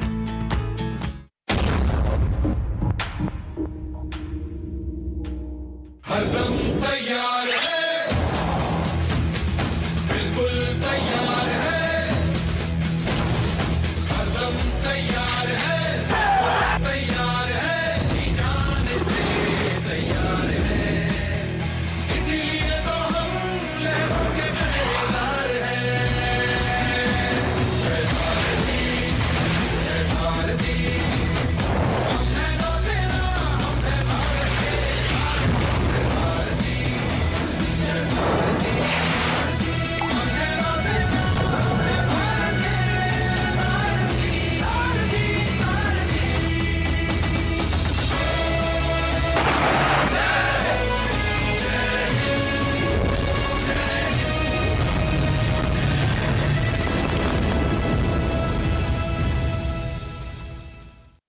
दादी, आज भी आपकी चाय की दुकान बंद थी? 1 महीने से बीमार हूँ, काम बंद और इलाज का खर्चा अलग। आयुष्मान कार्ड नहीं बनवाया? नाम सुना है, कहाँ बनवाना है, कैसे बनवाना है, इस उम्र में भाग दौड़। कार्ड अभी बन जाएगा। आयुष्मान ऐप पर जाकर अपना या परिवार के सदस्य का नाम लाभार्थी सूची में ढूंढें, आधार, ओटीपी या फेस ऑथ द्वारा ऑथेंटिकेट करें, डिटेल्स भरें, अब मोबाइल से फोटो खींचकर अपलोड करें। बन गया। अब ठीक होकर अपने हाथ की चाय पिला दो। और एक प्रकार से पीएम जय अब गरीबों की जय बन गई है। 5 लाख तक के मुफ्त उपचार की गारंटी, स्वास्थ्य का वरदान आयुष्मान। अब क्या देख रहे हो पापा? तुम कहते हो ना कि स्टॉक मार्केट में बहुत सोच समझकर इन्वेस्ट करना चाहिए, बस थोड़ा सा ज्ञान ले रहा हूँ। किससे? हर एक स्टॉक्स एक्सपर्ट है, मस्त एजुकेशनल वीडियोस बनाता है और अच्छी इन्वेस्टमेंट की टिप्स भी देता है। पापा इन वीडियोस पे ना जाएं, अपना रिसर्च खुद करें या सेबी रजिस्टर्ड इन्वेस्टमेंट एडवाइजर से संपर्क करें। एजुकेशन के नाम पर कुछ इन्फ्लुएंसर्स अक्सर इन्वेस्टर को मिसगाइड करते हैं, नुकसान आपका होगा। सोच कर समझ कर इन्वेस्ट कर। ब्रेक के बाद एक बार फिर आप सभी का स्वागत है और विपक्षी गठबंधन में खींचतान किस तरह से जारी है इसकी बात करेंगे। 5 राज्यों के चुनाव में विपक्षी गठबंधन में शामिल दल एक दूसरे के खिलाफ ताल ठोकते हुए नजर आ रहे हैं और 5 राज्यों के चुनाव में सियासी दल जनता को रिझाने में कोई कसर नहीं छोड़ रहे हैं। कांग्रेस पार्टी ने मध्य प्रदेश में फ्री बी की रेवड़ियां बांटने में कोई कसर नहीं छोड़ी है। एमपी कांग्रेस के अध्यक्ष कमलनाथ ने हिंदू पुजारियों के मानदेय बढ़ाने और उन्हें इंश्योरेंस कवर देने का वादा किया है। बाबाओं को साथ लेकर कमलनाथ अपनी पुरानी छवि बदलने की कोशिश कर रहे हैं। कमलनाथ ने अपने पुराने वादे को ताज़ा करते हुए कहा है कि श्रीलंका में सीता माता मंदिर निर्माण कराएंगे और इसकी सॉफ्ट नृत्य की प्रेरणा सीएम भूपेश बघेल को भी मिली है। राम वनगमन पथ के निर्माण से जहां कांग्रेस पार्टी अयोध्या में भव्य राम मंदिर निर्माण की काट ढूंढ रही है, तो विपक्ष ने उन पर राम से बैर रखने का आरोप लगाया है। शिवराज सिंह चौहान के कन्या पूजन को ड्रामा बताकर दिग्विजय सिंह कमलनाथ के केसरिया चादर पर अलग रंग चढ़ाने की कोशिश कर रहे हैं, लेकिन कांग्रेस के साथ दिक्कत कुछ और है। उधर भरतपुर राजस्थान में दर्दनाक घटना सामने आई है। जमीन विवाद में एक पक्ष ने हैवानियत की हदें पार कर दी और किसान की ट्रैक्टर से रौंदकर हत्या कर दी गई। तो राजस्थान में कानून व्यवस्था को लेकर बीजेपी पहले सवाल उठाती रही है। अब किसान की जमीन विवाद में निर्मम हत्या ने अशोक गहलोत की पुलिसिंग पर सवाल खड़े कर दिए हैं। बीजेपी का आरोप है कि 1 साल से पीड़ित पक्ष थाने का चक्कर लगाता रहा, लेकिन कभी उसकी सुनवाई नहीं हुई। ऐसे दर्जनों मामले सामने आए हैं जिसमें पुलिस की अकर्मण्यता के शिकार मासूमों की जान गई है। राजस्थान में नेतृत्व को लेकर फंसे पेंच के बीच भरतपुर की घटना अशोक गहलोत के इकबाल पर सवाल खड़ा करती है। उधर टिकट को लेकर भी असंतोष कायम है। बीजेपी, कांग्रेस और अन्य दलों ने अपनी लिस्ट जारी की है, लेकिन राजनीतिक दलों के घोषणा में विकास एजेंडे से ज्यादा फ्रीबी को तरजीह मिली है। 5 राज्यों के चुनाव में सियासी दल जनता को रिझाने में कोई कसर नहीं छोड़ रहे हैं। कांग्रेस पार्टी ने मध्य प्रदेश में फ्री रेवड़ियों की झड़ी लगा दी है, लेकिन फिर भी यकीन नहीं है कि जीत पक्की है।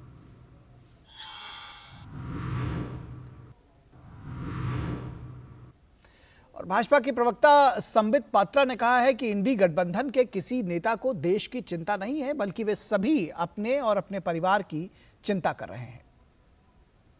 ये जो हृदय विदारक दृश्य है भरतपुर का, हत्या हो रही है, सरेआम हत्या हो रही है, उसकी रिकॉर्डिंग हमारे सामने। ये लड़ाई कोई आज की नहीं है, अनेक वर्षों की 2 परिवारों के बीच लड़ाई, पुलिस में कंप्लेंट, उसके बावजूद हत्या। प्रियंका वाड्रा पहले उस गांव में जाए।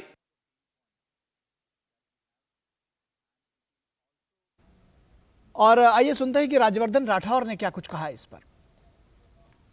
राजस्थान की जनता उनसे कुछ सवाल पूछना चाहती है। उनके जो नारे थे, लड़की हूं लड़ सकती हूं, ये नारा अपने आप में तो ठीक था, लेकिन इतना खोखला क्यों था?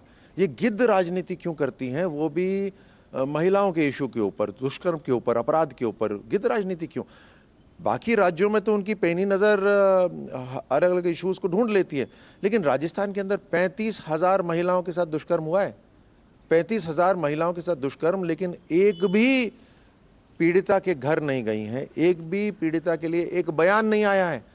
ये किस तरह की गिद्ध राजनीति है? और महिला अपराधों को इतना हल्के में लिया जा रहा है, उसको पॉलिटिसाइज करा जा रहा है। 2 लाख महिलाएं हैं जिनके ऊपर अपराध हुए हैं, ऑल सॉर्ट्स ऑफ अब्यूजेस जो हैं, लेकिन एक बयान नहीं आया। 7,700 हत्याएं हुई हैं, लेकिन एक बयान नहीं आया। और इस पूरी खबर पर बातचीत करने के लिए हमारे साथ हमारे संवाददाता अश्विनी मिश्रा जुड़े हुए हैं छत्तीसगढ़ से, और साथ ही साथ अजीत द्विवेदी जुड़े हुए हैं भोपाल से, मध्य प्रदेश से। अश्विनी, सबसे पहले आपके पास आते हैं और ये समझने की कोशिश करते हैं कि किस तरह से ये जो पूरे 5 राज्यों में दरअसल जो अगर उत्तरी राज्यों की बात कही जाए तो वहां पर भी जो कांग्रेस है वो एक सॉफ्ट हिंदुत्व का चेहरा लेकर के सामने आने की कोशिश कर रही है। मध्य प्रदेश में वो कुछ दूसरे मुद्दे लेकर आती है, लेकिन छत्तीसगढ़ में कुछ दूसरे मुद्दे लेकर के आती है। आप बस्तर में खड़े हुए हैं, आपको लगता है कि वहां भी क्या इस तरह के मुद्दे हावी हो रहे हैं? जिस तरह से मध्य प्रदेश में सॉफ्ट हिंदुत्व का मुद्दा चलाने की कोशिश की जा रही है, दिग्विजय सिंह बीच बीच में हालांकि उसकी हवा निकालते रहते हैं कन्या पूजन पर सवाल उठाकर।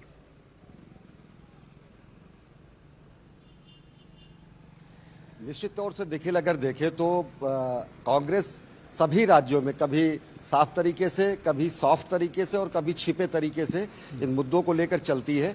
इस पर वो असमंजस की स्थिति में रहती है। मध्य प्रदेश में अगर प्रियंका गांधी वाड्रा गौरी घाट से विधिवत पूजा अर्चना करके कमलनाथ के साथ चुनाव प्रचार के अभियान की शुरुआत करती है, तो पिछले कार्यकाल को अगर पूरे छत्तीसगढ़ में देखें तो राम वनगम गमन पथ का निर्माण किया जाना, कृष्ण कुंज का शहरी क्षेत्रों में पार्कों का विकास किया जाना, कमल विहार जैसे जो विकसित क्षेत्र हैं उनका नाम बदलकर कौशल्या माता विहार किया जाना, और उसके अलावा पूरे वनगमन क्षेत्र में तकरीबन 75 स्थानों को चिन्हित करके अब तक कम से कम 9 ऐसी जगहों पर है जहां पर है 25-25 फीट की भगवान श्री राम की मूर्ति लगाना। ये सब कार्य यहाँ की छत्तीसगढ़ सरकार ने किए हैं। नाता भी अटूट है। ये मैं दंतेवाड़ा में हूँ, दंडकारण्य ये पूरा का पूरा क्षेत्र कहा जाता है छत्तीसगढ़ का। आदिकाल में जब त्रेतायुग की अगर बात करें, यहीं के राजा भानुमंत की पुत्री भानुमति का कौशल भी कहा जाता था। जब विवाह हुआ दशरथ जी के साथ तो कौशल्या जादी गई और उनसे ही भगवान श्री राम का जन्म हुआ। अनूठा और अद्वितीय विश्व का एकमात्र मंदिर रायपुर से आगे वहाँ चंद्रखुरी में है, जहाँ माता कौशल्या के गोद में रामलला विराजमान है। तो अटूट रिश्ता है, अटूट नाता है। अभिवादन से लेके संस्कार तक में मिट्टी मिट्टी में यहाँ राम जुड़े हुए हैं। तो कोई भी सरकार हो राम को नकार नहीं सकती है। ये राजनीतिक रूप से मजबूरी भी है। उसके अलावा जब बातें दिग्विजय सिंह जैसी कही जाती है, अलग राज्यों में कर्नाटक में जैसे बजरंग दल की बैन लगाने की बात जब चुनाव में आती है, तो चुनाव से पूर्व वहीं पर बजरंग बली के नाम से अखाड़ों की नई योजना छत्तीसगढ़ में शुरू की जाती है। तो एक दुविधापूर्ण स्थिति, असमंजस की स्थिति कांग्रेस में दिखती है, जो अपनी छद्म कथित धर्मनिरपेक्षता या फिर धर्मनिरपेक्ष स्वरूप को अच्छा, मैं आपके पास अजीत के पास जाऊं उससे पहले अश्विनी, इससे पहले कि अजीत के पास जाऊं, मैं चाहता हूं एक बात का संक्षेप में आप उत्तर दें कि क्या बस्तर के जो आदिवासी इलाका है उसमें भी इस तरह की जो ये रणनीति अपना रही है कांग्रेस, उसका कुछ असर दिख रहा है, या ये जो एक जो मैसेजिंग देने की कोशिश लगातार की जा रही है उसका कुछ असर वहां पर हो रहा है कि उनके अपने मुद्दे हैं, अपनी संस्कृति है और उसमें वो कहीं ना कहीं उनके जो अपने मुद्दे हैं वही वोटिंग पैटर्न तय करेंगे?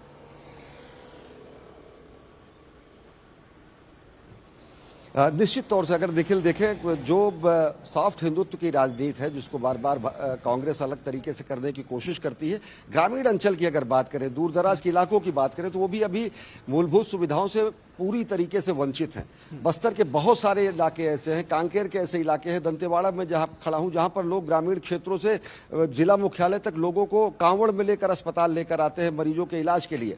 तो मूलभूत सुविधाओं का अभाव है।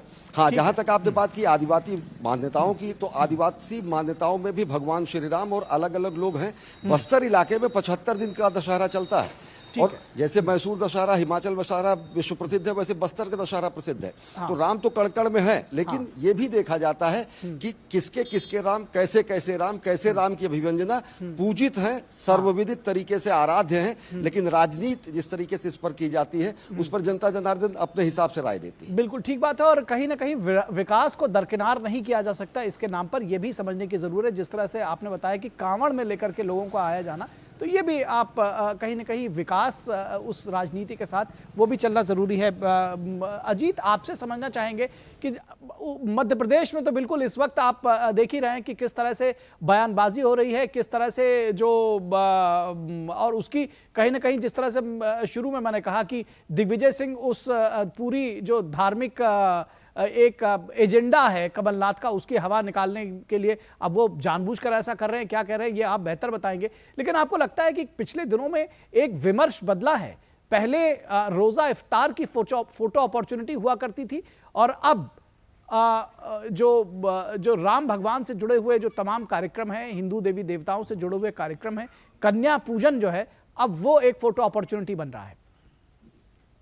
देखिए निखिल, मध्य प्रदेश की राजनीति को बहुत करीब से हम देख रहे हैं और पिछले कई विधानसभा चुनाव कवर करने का अनुभव है और लोकसभा चुनाव कवर करने का अनुभव है। मैं आपको बताऊंगा, देखिए जिस रूप में कांग्रेस अभी दिखाई दे रही है उस रूप में पहले कभी नहीं दिखाई दी। अगर मध्य प्रदेश की बात करें तो देखिए मध्य प्रदेश में जब से कमलनाथ की एंट्री हुई है तो कमलनाथ हमेशा से ये दिखाने की कोशिश कर रहे हैं कि वो सॉफ्ट हिंदुत्व लेकर आगे बढ़ रहे हैं, वो हिंदू मान्यताओं का, हिंदू संस्कृति का सम्मान करते हैं।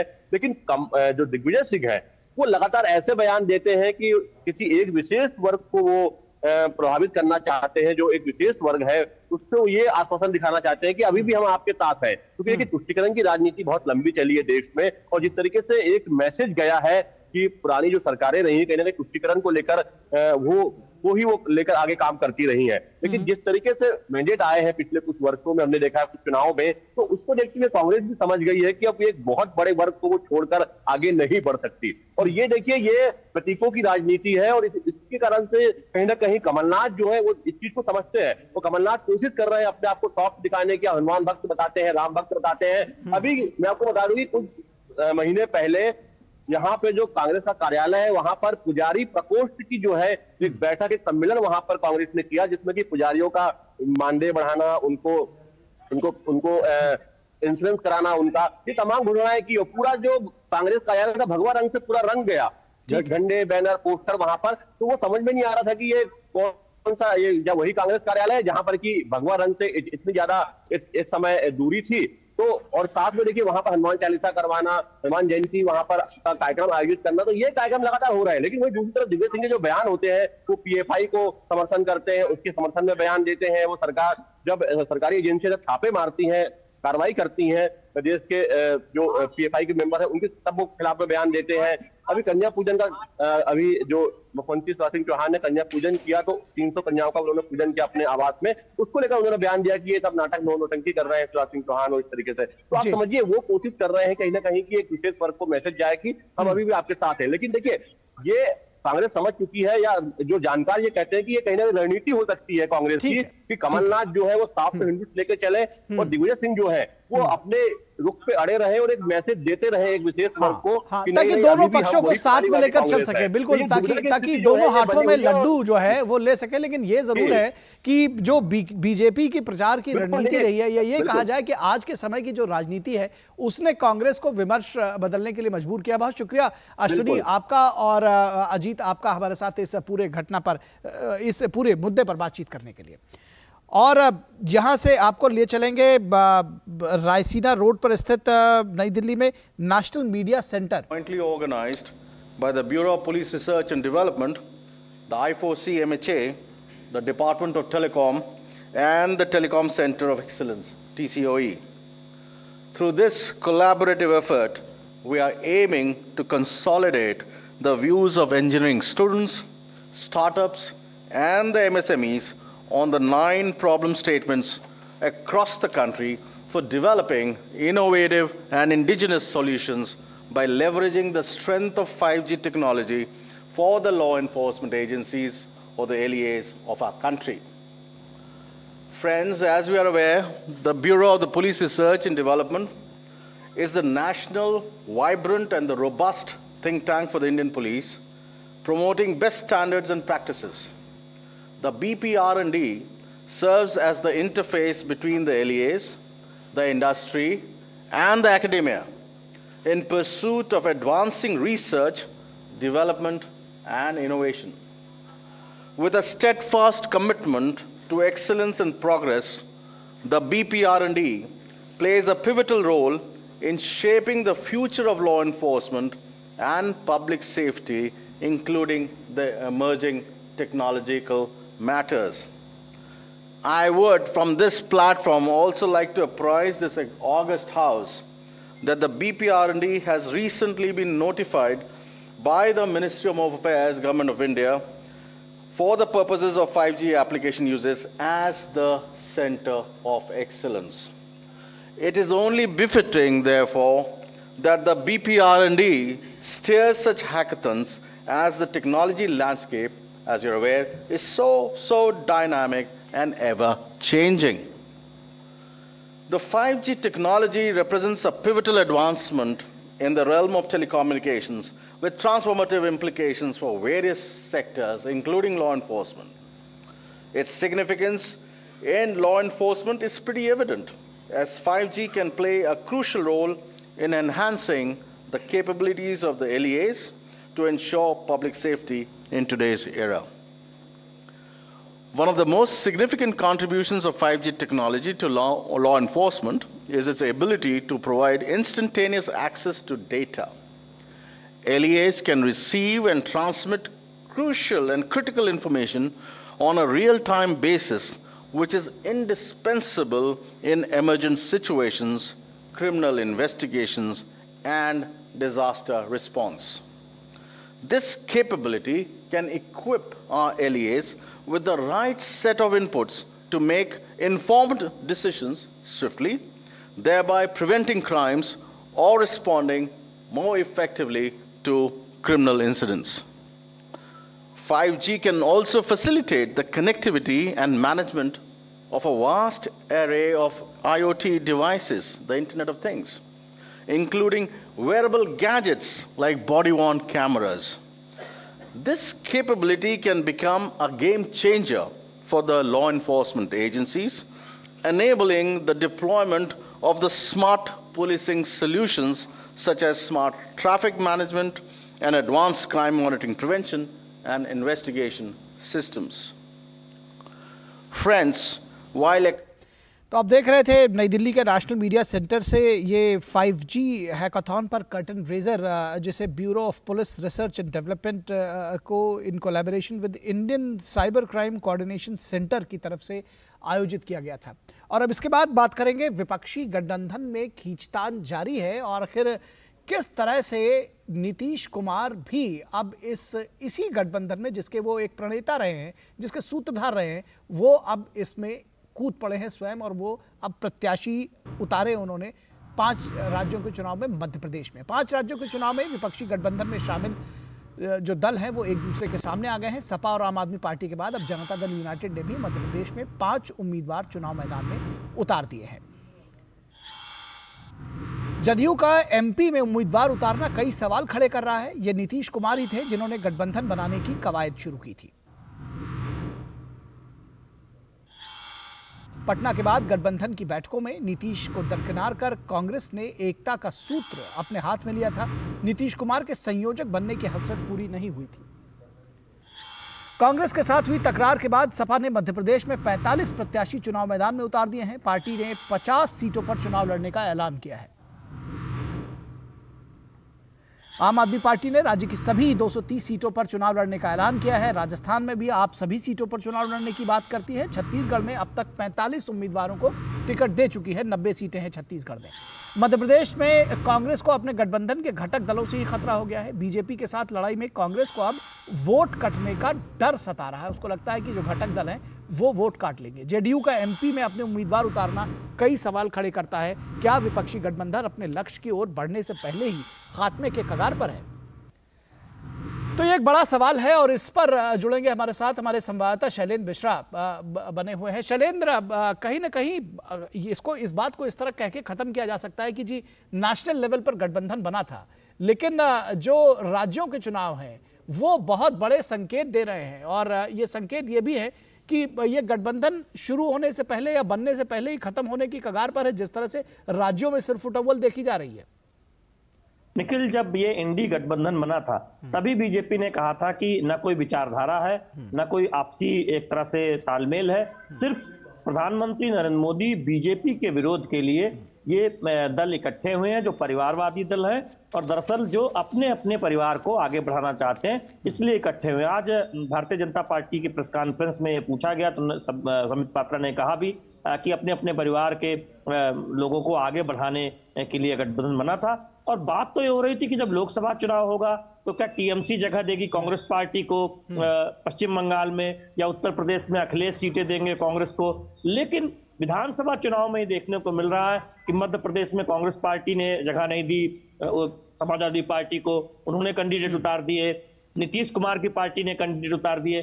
तो विधानसभा वार ही इतना सुरपटोल दिखाई दे रहा है और जो बीजेपी कह रही थी वो सही साबित होता हुआ दिखाई दे रहा है कि कोई तालमेल नहीं है, कोई आपसी महत्वाकांक्षा इतनी ज्यादा है कि संयोजक पद पे सहमति नहीं हुई। पहले ये देखने को मिला नीतीश कुमार की महत्वाकांक्षाएं अधूरी रह गई और अब जब मध्य प्रदेश में चुनाव हो रहा है तो सहयोगी दलों को जगह नहीं दी जा रही है।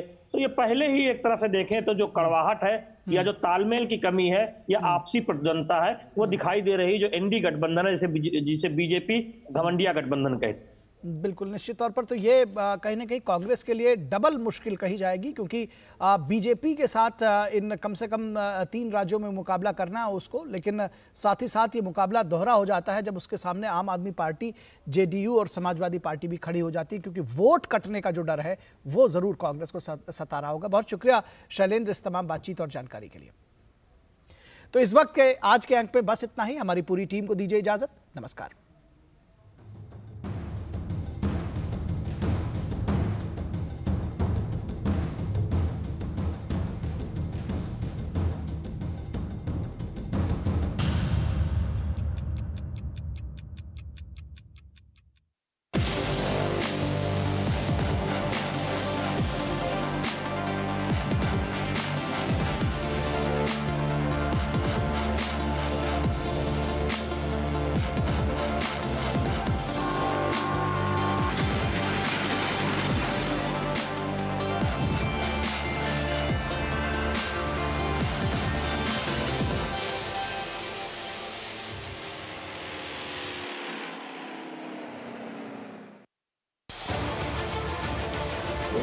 उत्तर से दक्षिण तक, पूर्व से पश्चिम तक, देश हो या दुनिया की खबर है तो पड़ताल जरूरी है।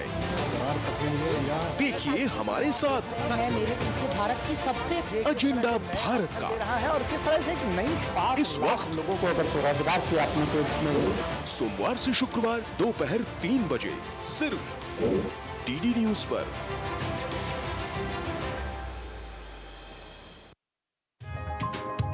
चाय की प्याली के साथ खबरों से भरी नई सुबह, देश की राजनीति, आम जन की कहानी, विदेशों की हलचल, कारोबार का गुणा भाग, खेल का मैदान, मनोरंजन और ज्ञान विज्ञान, विरासत और संस्कृति के साथ सेहत की बात और ग्लैमर का तड़का। सोमवार से शुक्रवार सुबह 8 से 9 बजे। सुकून से भरा नया सवेरा।